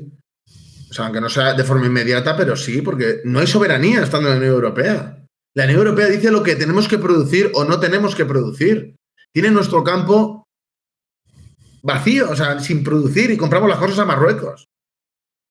No tenemos industria. Somos un país de turismo y de servicios, que así no vamos a despegar nunca. ¿Que será un proceso? Porque eso no puede ser inmediato, pues sí. Pero que tiene que ser, porque si no, no vamos a recuperar nuestra soberanía nunca, pues también. Porque también os digo una cosa, lo que hay que hacer para solucionar el tema del modelo migratorio, la Unión Europea no lo va a permitir. Orbán se lo ha pasado por el forro y ha hecho lo que ha querido, y está. Bueno, también es verdad. Pero Inglaterra, por ejemplo, se tuvo que salir para empezar a tomar medidas con este problema. Así que hay mucha gente que dice, no, es que la Unión Europea, ya, pero luego hay la gente que también quiere que se solucione lo otro. O una cosa u otra, no se puede todo. Y vamos con la última pregunta. Voy a hacer una adaptación, no, la voy a leer, la voy a poner, pero como hay 2 o 3 que van por esta línea, voy a añadir un poquito. Ganix Navarro te pregunta. Roberto, ¿qué piensas de los resultados del Frente Obrero en Euskadi y cómo pensáis mejorarlos? Y luego veo alguna más que te preguntan, ¿dónde crees que vais a conseguir los mejores resultados, en qué parte de España en las siguientes elecciones? Entonces, pues yo creo que los mejores ¿le puedes resultados contestar las dos? se va a repetir, va a ser en Madrid, pero con muchos más votos.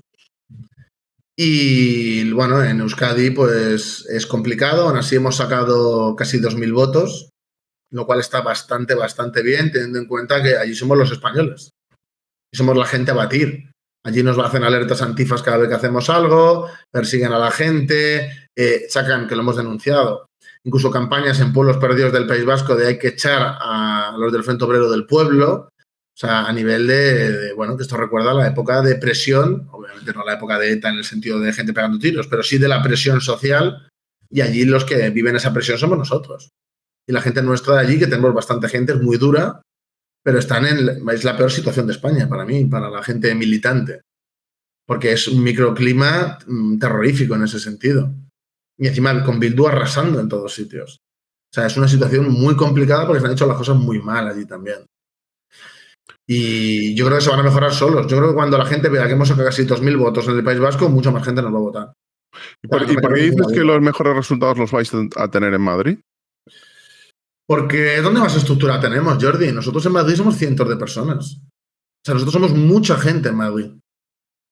Y yo creo que, por lo menos ahora al principio, tenemos más capacidad de hacer campaña, de llamar la atención allí que en otros sitios. Pero también te digo, en Cataluña casi nos pillan en votos y en Andalucía también. Entonces yo creo que en un futuro posiblemente no sea así porque las ciudades más cosmopolitas, obviamente nuestra línea pues no va a ser la que más triunfe, o sea, somos conscientes. Pero ahora mismo, de momento, Madrid es donde más fuerza tenemos y donde más gente más votos vamos a sacar, sin duda.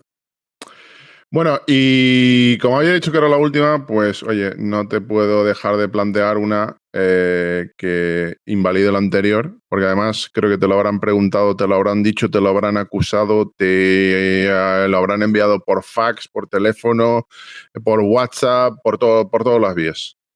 Esta pregunta de Acercandro, y muchísimas gracias por el superchat, te pregunta: Roberto, ¿qué responderías a quienes acusan al Frente Obrero de fascista?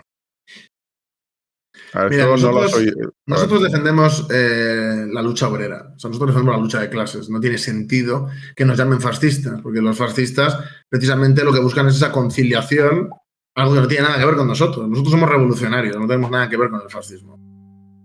Yo soy una persona que ha leído a Onésimo, he leído a Ledesma, he leído a Primo de Rivera. Voy a ver si puedo sacar en diciembre un libro sobre el fascismo, que esto aclarará muchas dudas a mucha gente, pero es que no tenemos nada que ver. No tenemos nada que ver. Para mí, la ideología fascista es una ideología del sistema. O sea, para mí no tiene nada de revolucionario y yo no tengo nada que ver con eso. Lo que pasa es que a día de hoy, todo lo que no sea arreglar el agua o mainstream es fascista. Entonces, claro. Perdona, pero tú sabes que prácticamente eres una de las caras, bueno, esto no es ningún secreto, eres una de las caras a las que acusan de ser rojipardo, básicamente. Eso es, no, ya ni siquiera, Jordi. Ya ni siquiera. Porque o sea, rojipardo es como muy tibio en el fondo. O sea, es el típico tío de Izquierda Unida que no le gusta lo queer. Sí. Eso es un rojipardo. O el típico demócrata que va de pseudo-socialista o de jacobino y le dicen que es en rojipardo. No, a mí me dicen que soy fascista directamente. ¿A ti te dicen eso? Claro, a mí eso del rojipardo, eso pasó de época. Eso ya fue antes, ¿no? Claro, porque además, ten en cuenta que es lo que digo del Twitter. O sea, la gente en Twitter o en YouTube puede decir mucho, puede hacerme vídeos diciendo no sé qué, puede decir lo que quiera, pero yo voy a Cataluña y vienen tíos con cascos o lo que sea a pegarnos y de repente ves 50 tíos así avanzando y diciendo aquí no nos para nadie y nos metemos hasta el fondo y la gente dice que eso es fascismo. O sea, no dejarte pegar es fascismo. Es que estamos en puntos así. Estamos en puntos de que nos vienen a reventar puestos, gente violenta, vienen y ¿qué pasa? que depende del caso y depende del sitio, lo mismo, pues se llevan una sorpresa y se van calentitos a casa. ¿Y qué hacen encima? Nos denuncian. Y dicen, no, es que son los fascistas que nos han agredido. Y es como, estamos repartiendo panfletos. Lo que pasa es que no nos vamos a dejar pegar por la gente. Es que es diferente. Es que hoy en día la política se ha vuelto como muy cacharreo de Twitter y no como era antes. Pero es que nosotros somos muy a la antigua. Entonces, si nosotros estamos haciendo algo y vienes a pegarnos o a echarnos a golpes, pues nos vas a tener que echar a golpes de verdad. Y claro, pues ahí hay choque de realidad, ahí ya se verá lo que pasa. Pero es por las formas, en muchos casos. Y luego por el tema de que somos patriotas, de que yo digo que soy patriota y la gente me ve como si fuera Rudolf Hess. Pero es que la izquierda antigua era patriota. O sea, es que los que han cambiado son ellos. Yo no tengo por qué aguantar eso. Y claro, y ten en cuenta que unos están obsesionados con que soy el comunista malvado, terrorífico, que voy a implantar no sé qué mañana, y para los otros soy el terrible fascista. Entonces, claro, que se pongan de acuerdo. O sea, por ejemplo, con las elecciones y los resultados hay gente con mucha envidia que me está haciendo vídeos, por ejemplo, nazis, liberales raros, o sea, mucha gente y muy dispar de una punta a otra, me han estado haciendo vídeos difamando, diciendo barbaridades, porque les duele que son más de 47.000 votos al final, les duele como si fueran puñaladas, porque ¿dónde está su trabajo? ¿Dónde está lo que hacen ellos? Esos nazis ni siquiera se presentan porque no tienen capacidad ni de presentarse. O sea, yo me voy a dejar afectar por esas críticas que encima son destructivas. Las críticas que valen son las que realmente se argumenta y realmente te hacen una crítica que si yo la veo, me sirve para mejorar. Es una crítica que vale para algo. Pero una crítica que es desde la envidia, desde el rencor, desde el odio, irracional, es que no es una crítica. Es como si me dicen imbécil. Eso no es una crítica, es un insulto. Bueno, chicos, pues creo que ha sido muy interesante. Sé que hay muchísimas preguntas más, pero es más de medianoche y literalmente al pobre Roberto le vamos a destruir el miércoles. Voy a despedirle y nosotros nos quedamos 15 minutos. Bueno, Jordi, quiero decir una cosa. Primero, darte las gracias como siempre. Yo estoy muy a gusto aquí. Espero no crearte ningún problema, también te lo digo. No, a ver, yo dejo a la gente... creo que lo habrás visto y siempre lo hago con que se exprese con libertad. Yo creo que te has expresado con libertad. La gente te ha preguntado con libertad. No podemos plantear todas las cuestiones porque nos tiraremos hasta las 5 de la mañana y literalmente luego me odiarías. Pero creo que aquí cada cual ha preguntado lo que ha querido y creo que has respondido con honestidad y creo que con claridad. Entonces, quiero decir una cosa, si al final consigo que me salgan las cosas bien y pegamos el pepinazo para arriba, yo lo digo aquí públicamente, yo seguiré viniendo a este canal, ¿eh? Aquí bueno, muchas gracias, te lo agradeceré, enormemente. Pues nada, Roberto, muchísimas gracias y evidentemente este vídeo lo podréis ver también en su canal porque creo que es justo que también lo podáis poner de él. Nada, un abrazo. Nos vemos. Gracias, un abrazo, Jordi.